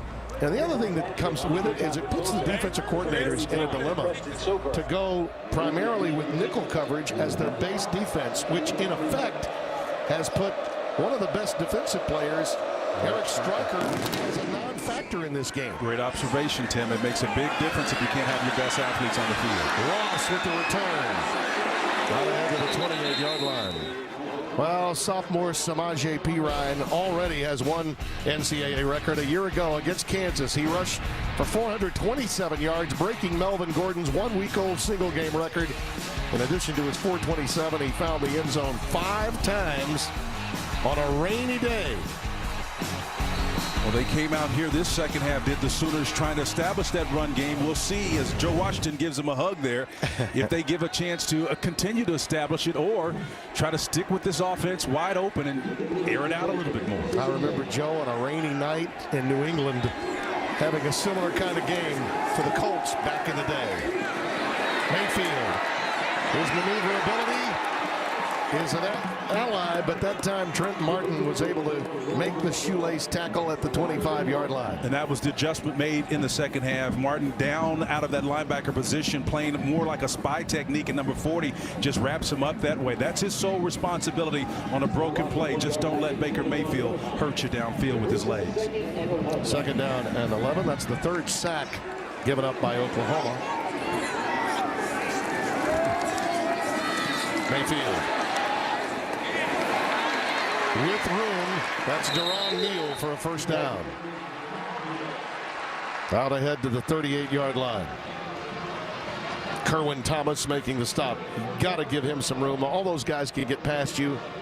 Bill Young, the defensive coordinator, just trying to keep the Sooners in front of his defense. Bubble screen to Neal. What did I say about staying in front? He almost got behind them off that quick wide receiver screen. Yeah, a lot of bodies in that narrow space over there. The picks naturally occur, and if you can get open and get a one-on-one matchup, you can break a few. Colton Schindler saved the touchdown, 85 for Tulsa. Twin into the boundaries again, another opportunity. See if they come to the wide side of the field though this time. Looking at the 46, yep, they do, and a cutback by Perine. To the 42-yard line, Derek Lutjen, 99, one of the leaders of this team. 117 tackles for loss in his incredible career. 27th start in 40 games played for number 99. Second down and 8. Mixon and Daniel Brooks now in the backfield.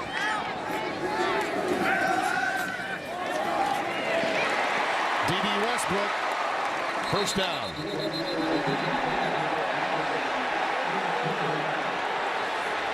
Crowd responding to the tackle that was made by Broderick Umblance, thinking that perhaps that should not have happened with the ball out of play. Sometimes the defenders are really unaware of where they are on the field. He quickly hustles out of there. Westbrook doing a fine job of catching the ball and getting yardage after the catch. 5 catches, 81 yards for Westbrook so far. He's a very mature kid out of Blinn College with Cam Newton.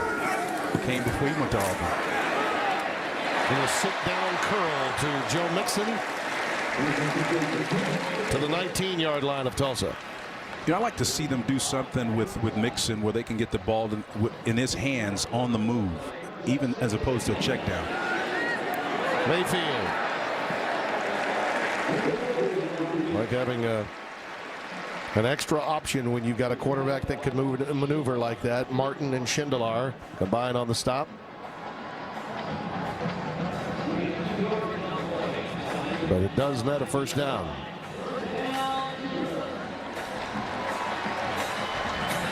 '30th first down for Oklahoma. Stretch.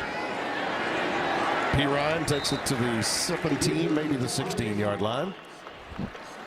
You know, Tim, there's a narrative that's kind of emerging here. And again, it's the difficulty of trying to take two disparate systems, a 4-wide spread or an air raid, versus the run-heavy approach that this offense was last year. It's not the easiest thing in the world to do. Yeah. And I think that's what the Sooners are really struggling with here today. Well, it's part of the transition that you have to make when you've got personnel for one offense and you bring in another. 2nd and 8. Oh, look out. Mayfield. Look at him create space. What a pass. That's Andrews. That's a touchdown.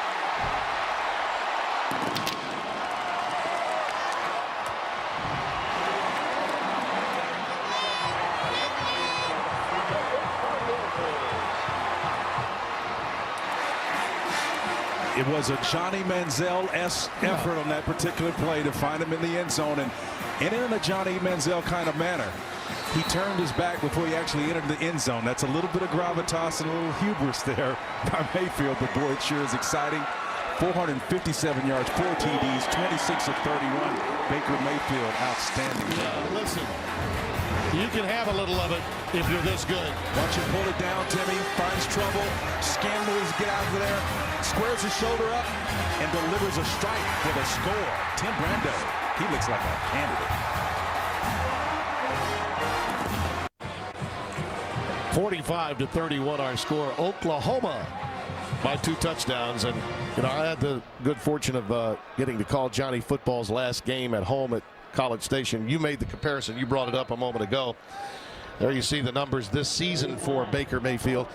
Listen, you know, we can all get caught up in that. That was a moment. That play looked very similar, as was the case in the touchdown pass to P. Ryan in Knoxville last week. They got to within a touchdown on a great ad-lib job and a maneuver in creating space by Mayfield to Samaje Perine as a receiver, as Bishop takes it ahead on the kick, just shy of the 30-yard line, and that's where Tulsa takes over. Tim, here's why he's so dangerous. I had a conversation with Kevin Sumlin recently. We're talking about when you get in that restricted space, for most quarterbacks, the options are reduced.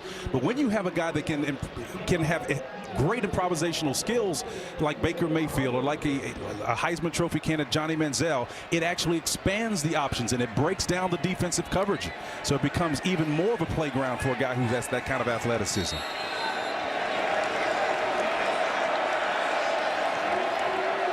Langer, the lone setback. Play fake and another deep ball streaking down the sidelines for Atkinson, incomplete. I made mention a moment ago of Eric Stryker really being negated to some extent by nickel coverage becoming the base defense of Oklahoma. Is that something Mike Stoops addressed with us yesterday? And that is a real dilemma. And fans, you may love Stryker, and certainly the coaches do, but when you play a certain defense, it can eliminate the impact of a player like Stryker. That's right. We'll unpack a little bit of that in a second, Tim. There's a reason for it. Langer, tough run. Past the 40, that's a first down. Stryker makes the stop, a 13-yard pickup as we come towards the end of the quarter. You need a presence of Stryker on a play like that where it's tough yardage inside, but the matchup problem becomes when you need him in coverage. There goes Evans, and he slides down shy of the 50 with 11 seconds remaining in the third quarter. I mean, basically what it's done is it's meant Stryker can play on first down, and that's about it. Langer off a 13-yard run a moment ago, stopped at the line of scrimmage. Understanding the subtleties of what formation can do to impact the game. That's what we have today. The game's changed. Everybody's got to adjust. Coaches, players, even announce crews. We'll be right back.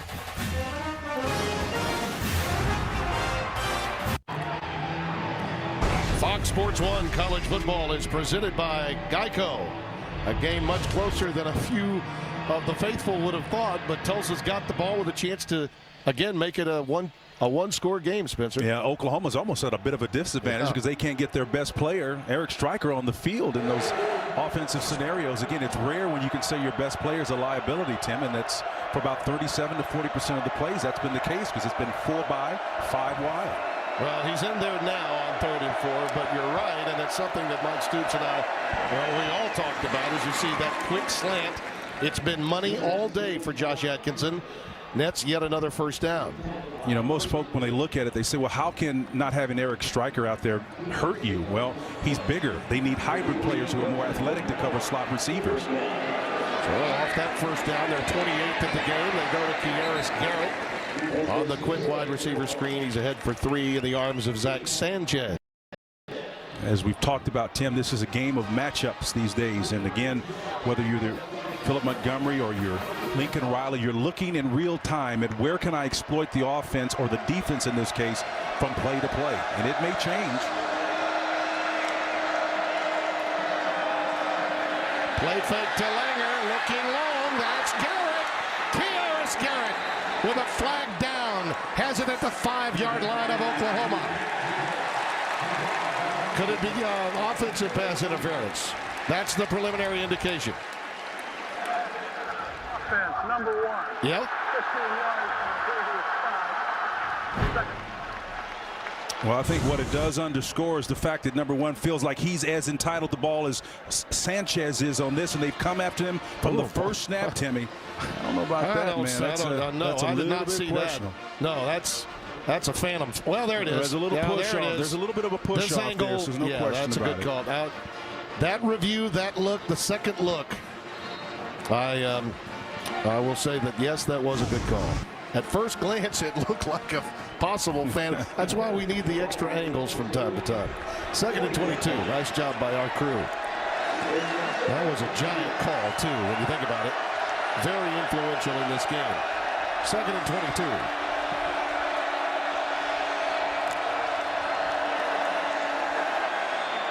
Out pattern to Connor Floyd. Wrapped up immediately by Parker.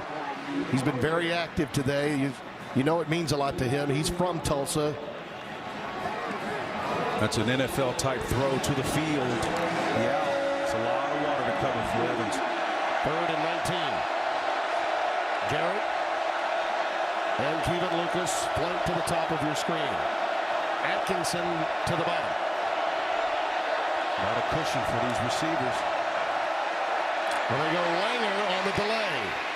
And he gets it to the 49-yard line. Still about 13 yards shy of a first down. Dominic Alexander with the stop. Well, the soft coverage that the Sooners are giving this Golden Hurricane lineup is really intriguing to me. It's going to give you the opportunity not to get beat deep, but you're going to get gashed. And maybe this speaks to the point of what Mike was talking about yesterday. We almost have to get to the point where we have to redefine what constitutes good defense anymore. So, I hear it from fans all the time. How can they be that good? They gave up 475 yards of offense. Well, that's the new normal, man. It's the new normal. Absolutely. It's like a quarterback throwing for 300 used to be a big deal. No more. It's got to be 450, approaching 5 for it to be that big of a deal. Sterling Shepard with the fair catch. So the Sooners standing up and gathering momentum against the Golden Hurricane with 12.5 left. 45-31. Oklahoma with the lead. And Spencer, who do you have in your Nissan Heisman watch for this week? Well, don't hurt me, partner, but I'm affinity for the running backs, and I like Derrick Henry. And he's a scoring machine. He's got 6 touchdowns already. And the beautiful thing I like about what Nick is doing with him, he's preserving him down the stretch. I think Cody Kessler in the end, because of the strong supporting cast he has, ultimately is going to work his way back up in there. I think he could have gone with a 4th and added Leonard Fournette, but he's only played 1 game. One-dimensional team. Yeah, you're right. But that means he's got to do more than maybe Derrick Henry does to get his yards. P-Ryan and Mixon in the backfield. Mayfield's toss is caught underneath to Mixon.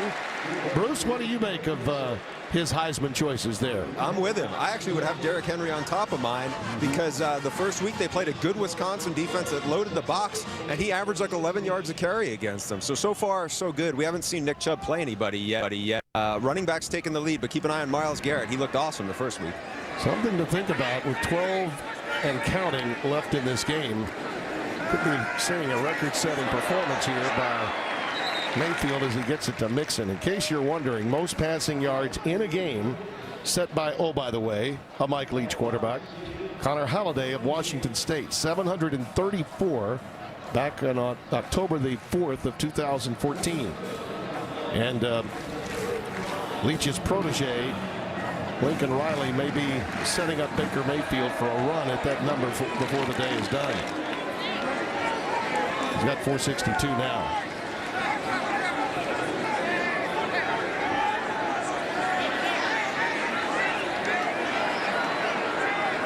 Third and 5. Beautiful pass. That was just absolutely perfect to Sterling Shepard. Out of bounds and another first down. Big time throw to the field there by Mayfield, and Shepard grabbed it with his hands and does exactly what you're supposed to do. Catches it, turns his shoulder, tries to get upfield. Sideline didn't give him any extra. Look at that. That's efficiency, isn't it? 30 for 35, 470. Better than that, man. Wide receiver screen. Well diagnosed by Tulsa. Deron Neal bringing it in. Matt Linscott, who's easily been the most valuable defender for the Golden Hurricane today, making the stop. Linscott has been everywhere. He moved and converted from that linebacker position down to safety, and one of the reasons why he does that, and they have him there, because he's so athletic. This guy is everywhere, making plays inside from tackle to tackle, and even on the perimeter, in that case in the slot on the edges. Loss of 5, 2nd and 15. Little shovel pass. Well, he's completed everything else. Why not one like that? Mixon ahead to the 28-yard line. The original line of scrimmage. Linscott again with the stop. Oklahoma picked well on that play, and sometimes it's guessing, you get lucky, but Tulsa, as they've been one to do today, had a little games and deals with their inside linebackers working, and of course they pitched it right away from the teeth of that stunt. It's a big 3rd down for the Tulsa defense. They need to give the ball back to their offense soon. Mayfield tries to do it on his own. He's wrapped up at the 31-yard line. Frankie Davis with the stop. So it's 4th down and a punt formation coming for the Sooners. Well, big Frankie Davis, man, pulled him down something fierce and cow-tied him, man. That's where they do it in Oklahoma. Just drug him down. That's a nice defensive play, disengaging from the blocker. And the other thing he did was he got his hand off of his headgear and down quickly. That was a good no call. Fans don't like it, but that was a clean tackle. 4th and 7.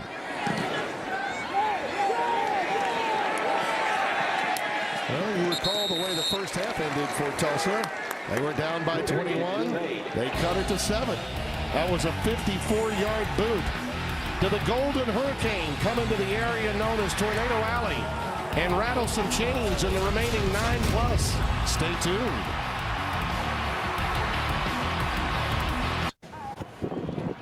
The walkway to the Student Union. Yeah. Here on the campus at Norman, Fox Sports 1 College Football is presented by Geico.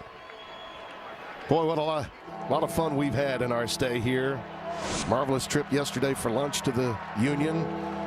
Gracious hosts here in Norman. Joe Castiglione, one of my favorite athletic directors. He and David Bourne and that man, Bob Stoops, have been together as president, athletic director, and head coach the entire time. You couldn't say that about a lot of Division I universities. D'Angelo Brewer, the lone setback for Tulsa. That's a quick out to Kevin Lucas. And a wild and crazy finish, albeit without a lot of offense, in Columbia. Let's go to this studio now and hear from Jenny Tabb, the Carl's Jr. Thanks, Tim. Number 22, Missouri hosting UConn. The Huskies looking for the upset. Under a minute to play, trying to tie it late with a field goal, but wait, they go for the win. Backup quarterback Tim Boyle is intercepted by Anthony Sherrills, and the Tigers cut out the clock, hold on to win 9-6. They'll take it. Two-time defending champions in the SEC. Well, remember, a bullet there. Yeah, well, remember they also lost to Indiana last year. Did that Missouri team. They have their moments. It's an emotional game week after week. I'm sure they're happy to just get out of there with a W. 3rd down and 6 for Tulsa. Gotta believe it's 4-down territory the rest of the way for them, though. No question. Gotta believe that. Cut down the splits. Look at this little safety here high. The slant is wide open for him. Brewer in motion. Pressure two. He's going to go fade towards Brewer. He doesn't even see the ball. He never saw the ball in flight. Dominic Alexander. Kiaris Garrett was wide open, though. I mean, again, I understand the notion of wanting to go up top, but man, does this surprise you? First down. This surprises me that they're going to punt it. I would have thought that they were in 4-down territory the rest of this game. Well, it doesn't really surprise me there because I think they can still move the ball and score. I mean, it's just a matter of picking the right matchup. They've proven they can score. Yeah, well. So, I mean, 8:32 is an eternity, Tim. I mean, that would be the only argument I would make. And my argument would be it's a little harder when you're down 3 touchdowns than 2. I mean, they really haven't stopped Oklahoma. Oklahoma has stopped themselves, and that's been about it. They'll have good field position when we come back. Stoopsy trying to get past the hangover of a week ago. The NFL on Fox starts tomorrow at 11 a.m. with Fox NFL Kickoff. Join Carissa Thompson. She sits down with DeMarco Murray to find out why he left Big D to sign with the rival Eagles. Then it's Fox NFL Sunday, live from the Emmys red carpet with special guest Andy Samberg dropping by. It all starts tomorrow at 11 a.m. Eastern, only on Fox. Samaje Perine in the backfield. He'll tote it off the left-hand side. Gets it out to the 40-yard line, and let's go down to Bruce Feldman. Do we have a numbers watch at work here, Bruce? We do, Tim. In the great history of Oklahoma, with all the fantastic football players they've had, no Sooners ever accounted for 7 touchdowns in a game. Baker Mayfield has 6, and also 550 yards plus offense. Yeah, he could get to that 7th. He could. And that's why you should have gone for it on 4th down, Tulsa. And to the 45-yard line. I mean, they could be putting the exclamation point on this one right here, right now.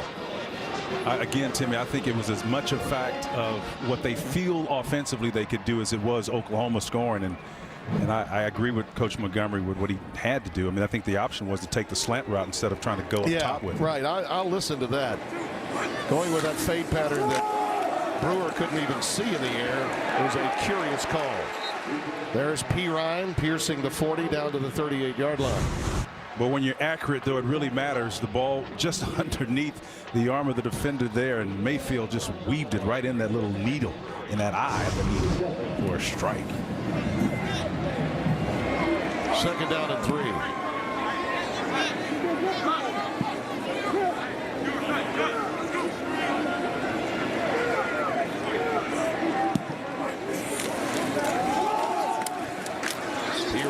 Other than a fumble, it's been a big day for both he and Mixon running the football. Lynn Scott with the tackle. I mentioned going to break a moment ago that Bob Stoops' team was trying to dodge the potential hangover. By that, I mean you play against a ranked opponent on the road and get a credibility win. Then you have to come back the next week against a team you're supposed to beat handily, and you play early in the day.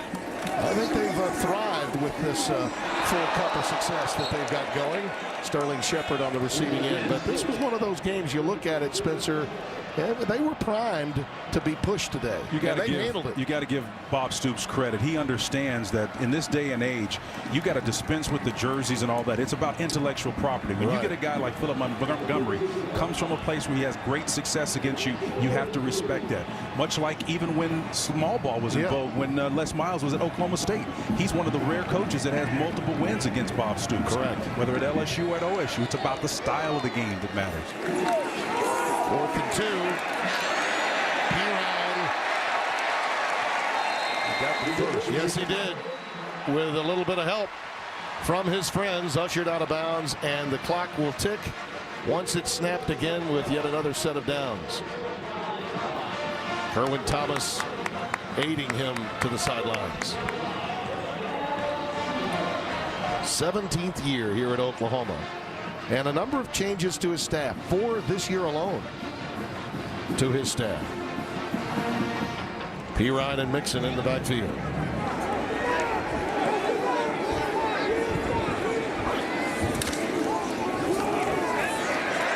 And Samaje inside the 30 to the 26-yard line. The sophomore from Pflugerville. We're getting close to the 4-minute, and this is one of the better, if not the best, 4-minute back in all of college football. Samaje Perine. If you want to protect the lead, this is the guy you're going to roll with. Yardage has been tough to come by and intermittent at times, but Samaje can do the job for you down here and hopefully close this deal if you're Bob Stoops and the Sooners. How much more of a complete player can he become in this offense? We know he can run it for over 1,700 yards. But now in this offense, he's going to have to learn to catch it a bit more. We've got flags down pre-snap. And the irony is Mixon is probably more suited for this offense, kind of like a Kenyon Drake. Ball start. Offense, number 55. 5-yard penalty, 2nd down. More athletic, perhaps, in better hands. But although Samaje did catch a touchdown pass, that was a big time reception there for a score. Josiah St. John was the guilty party there. The right tackle, 2nd and 10, coming up. 2nd and 10.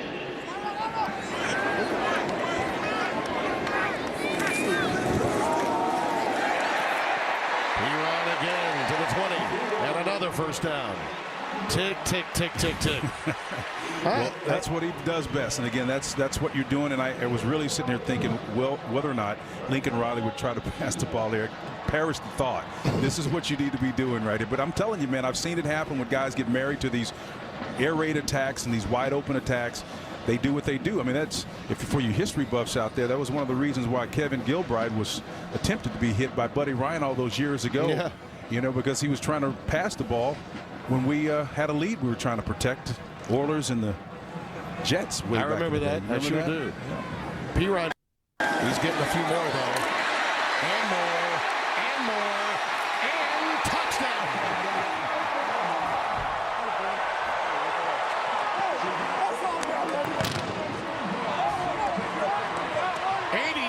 Got to 103 just like that.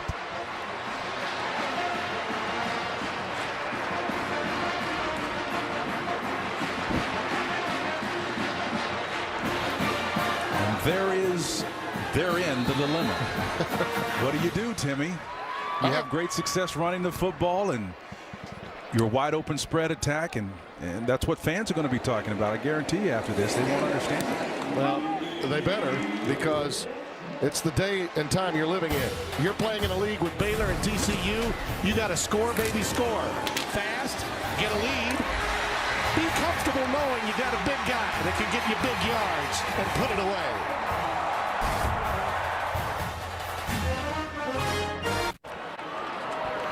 For those of you that are tuning in, and I know many of you are, for the UTSA Oklahoma State game, we'll get you out there immediately after the conclusion of our game. In the meantime, that game is available to you now on Fox Sports 2 and streaming live on Fox Sports Go. Justin Kutcher and Steve Hutchinson hard at work, and we'll be joining them on Fox Sports 1 immediately after our game. We have 4 and change left here in a 21-point Oklahoma lead. Going to be a lot of games where you say first 1 to 50 wins. Trust me.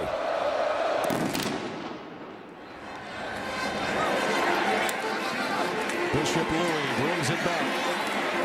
And the Golden Hurricane get it to the 20. And that's where Evans trots out to the field to take over again. Let's go down to Bruce Feldman. Bruce?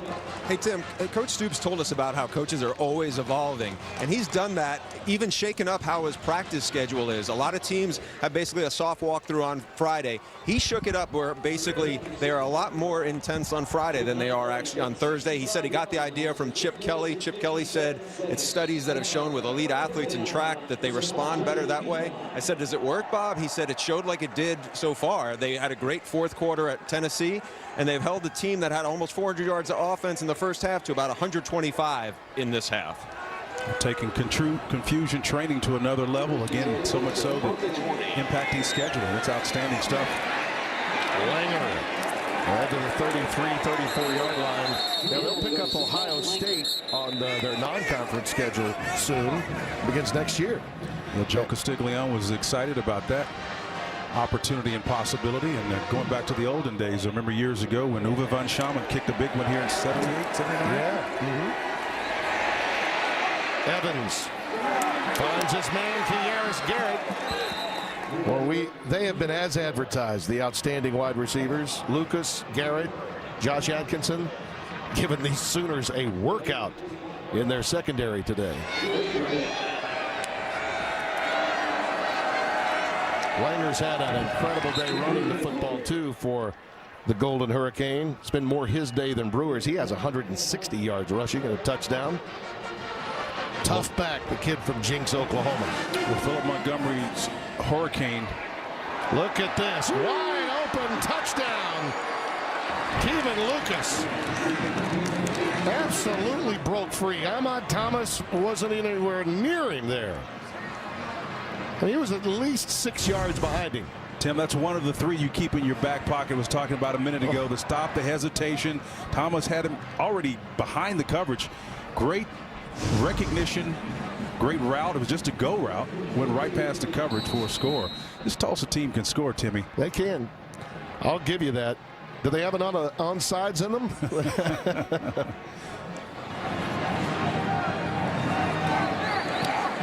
Redford Jones With the extra point, it's a 2-touchdown game. Now, let's not forget what happened at the end of the first half, shall we? Oh, by the way, they reclaimed it, then asked Mary to help. She did.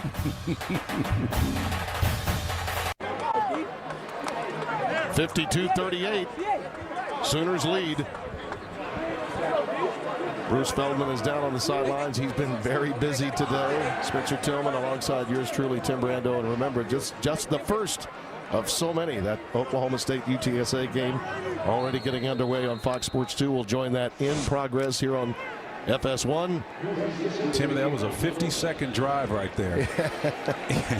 If you're wondering if this game is in the bag right now, I'm telling you, man. I hear you. Preston Summer away. Ross from his 11. Trying to tackle the guy as well as the ball. Let's take a look at this mix-up in their secondary on that last touchdown. Well, we've been talking about what happens in this spread era. It's really all about technique. When you watch it, when it's not executed properly, that's when you get beat. Trying to settle, gets turned around inside out, just stays right on the streak route down the numbers. And again, technique will expose you every single time, Timmy. Thomas was burned, the free safety on that one. Yeah, gonna lose some and win some in this game the way it's played today. And this is a precursor, when you think about it, of a lot of what you'll see later today and tonight in games played everywhere in the college landscape.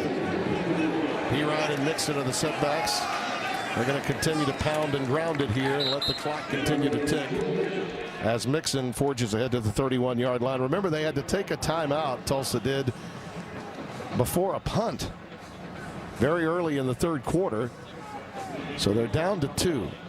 Well, the Hurricane came in averaging 43.5 points per game. They may not get there today, but one thing is certain.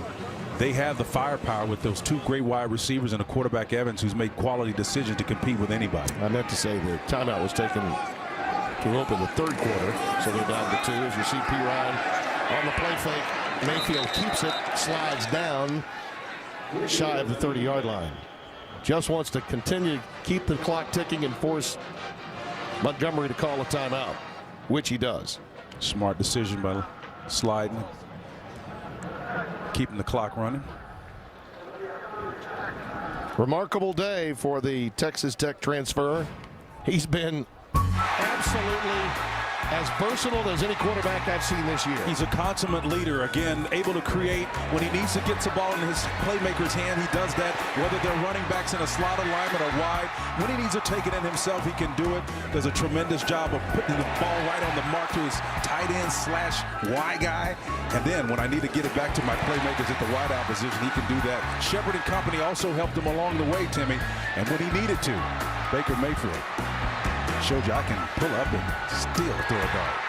Oh, yeah, well, there's so many to turn to. Meads played today. Westbrook, you saw the Jarvis Baxter touchdown.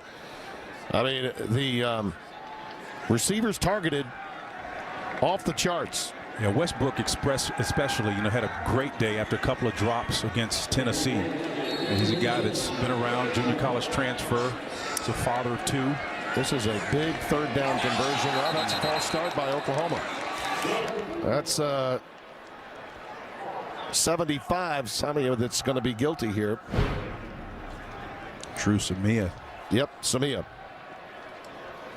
That's the first time that he's been tagged. And again, part of that makeshift front affected by the loss of Ty Darlington today, the starting center. They hope to get him back for their next game. Here's P-Ryan. Winning so much on his own. I think he got the first down. I think the extra effort got him the first down. Well, Tulsa was warming up to get another crack at the football, and it doesn't appear that they'll get it. Got a little bit lax in the inside to Tulsa in their run defense, and these guys are worn down. And again, one of the best 4-down backs, 4-minute backs in the game.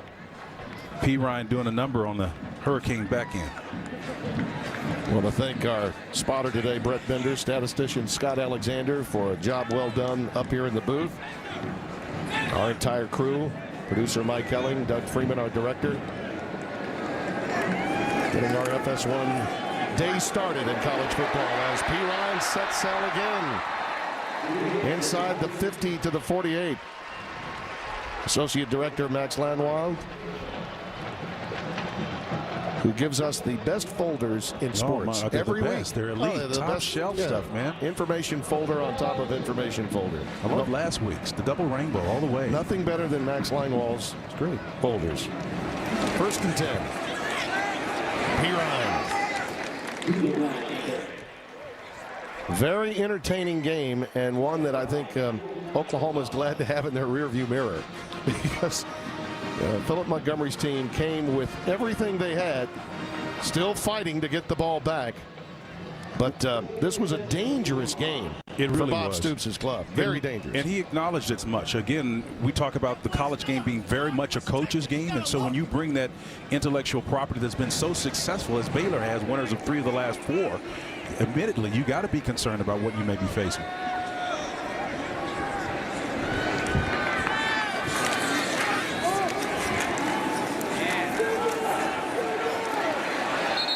P-Ron just won't go down. The Dr. Pepper one-of-a-kind play of the game. How about this one, Spencer? Well, it's a great job of mobility, ability to skate. Find a man in the end zone again. One looking a lot like Johnny Manziel. I have to tell you, man, that great improvisational skill has served him well. Before he threw the ball, it was almost like a three-point shooter, Steph Curry, with a step-back three. Kind of a step-back three. I'll three you, then see you. Yeah, well, he didn't have to worry about putting it through a net or any iron, but trust me, the right arm kind today to that man. Well, the thing about it is once he reacts, you've got to respond to what he's doing. And so if you're a linebacker, you move forward. If any coverage is over the top or developing routes, they're going to come open. It's about spacing. Tulsa's going to take their final timeout with a minute remaining and a 3rd down and 3 coming up. The upcoming schedules for these teams, particularly on the Oklahoma side, they'll take a much deserved home opportunity with West Virginia. Never easy. Then the big one, Red River rivalry in Dallas against the Longhorns. Then at Kansas State. And Houston, they're playing well right now. Ahead for the Golden Hurricane. They'll step out of conference and take on UL Monroe, and then East Carolina. That team is a tough out, as everyone knows, and Coach Fuentes has got it going on with Memphis too. By the way, they talk about degrees of separation back in the day. Justin Fuente was a quarterback here at Oklahoma. That's right. That's the reason that Blankenship wound up, I think, with the opportunity to coach at Memphis with him. The relationship those two had. So 3rd down and 3 coming up. And a chance for Oklahoma to effectively put this one on ice if they can get a 1st down.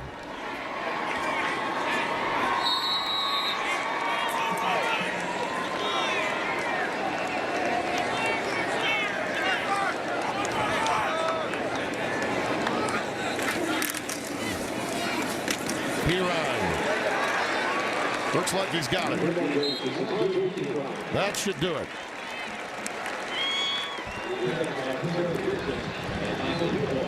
Now looking ahead to matchups today, we talk about better athletes sometimes, but tempo and style can sometimes do the trick.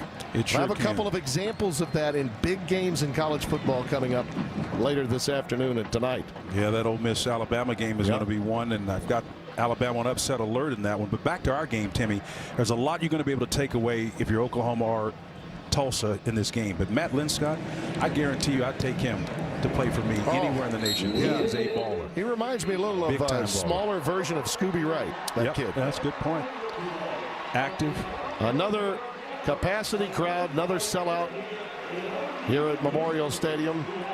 And the Oklahoma Sooners give win number 92 in 100 tries at home for that man, Bob Stoops. A lot of success here today, but they'll have to go back to the drawing board to figure out again, once again, Timmy, who they really are identity-wise offensively. Let's get you down to Stillwater for UTSA Oklahoma State. Justin Kutcher and Steve Hutchinson with the call.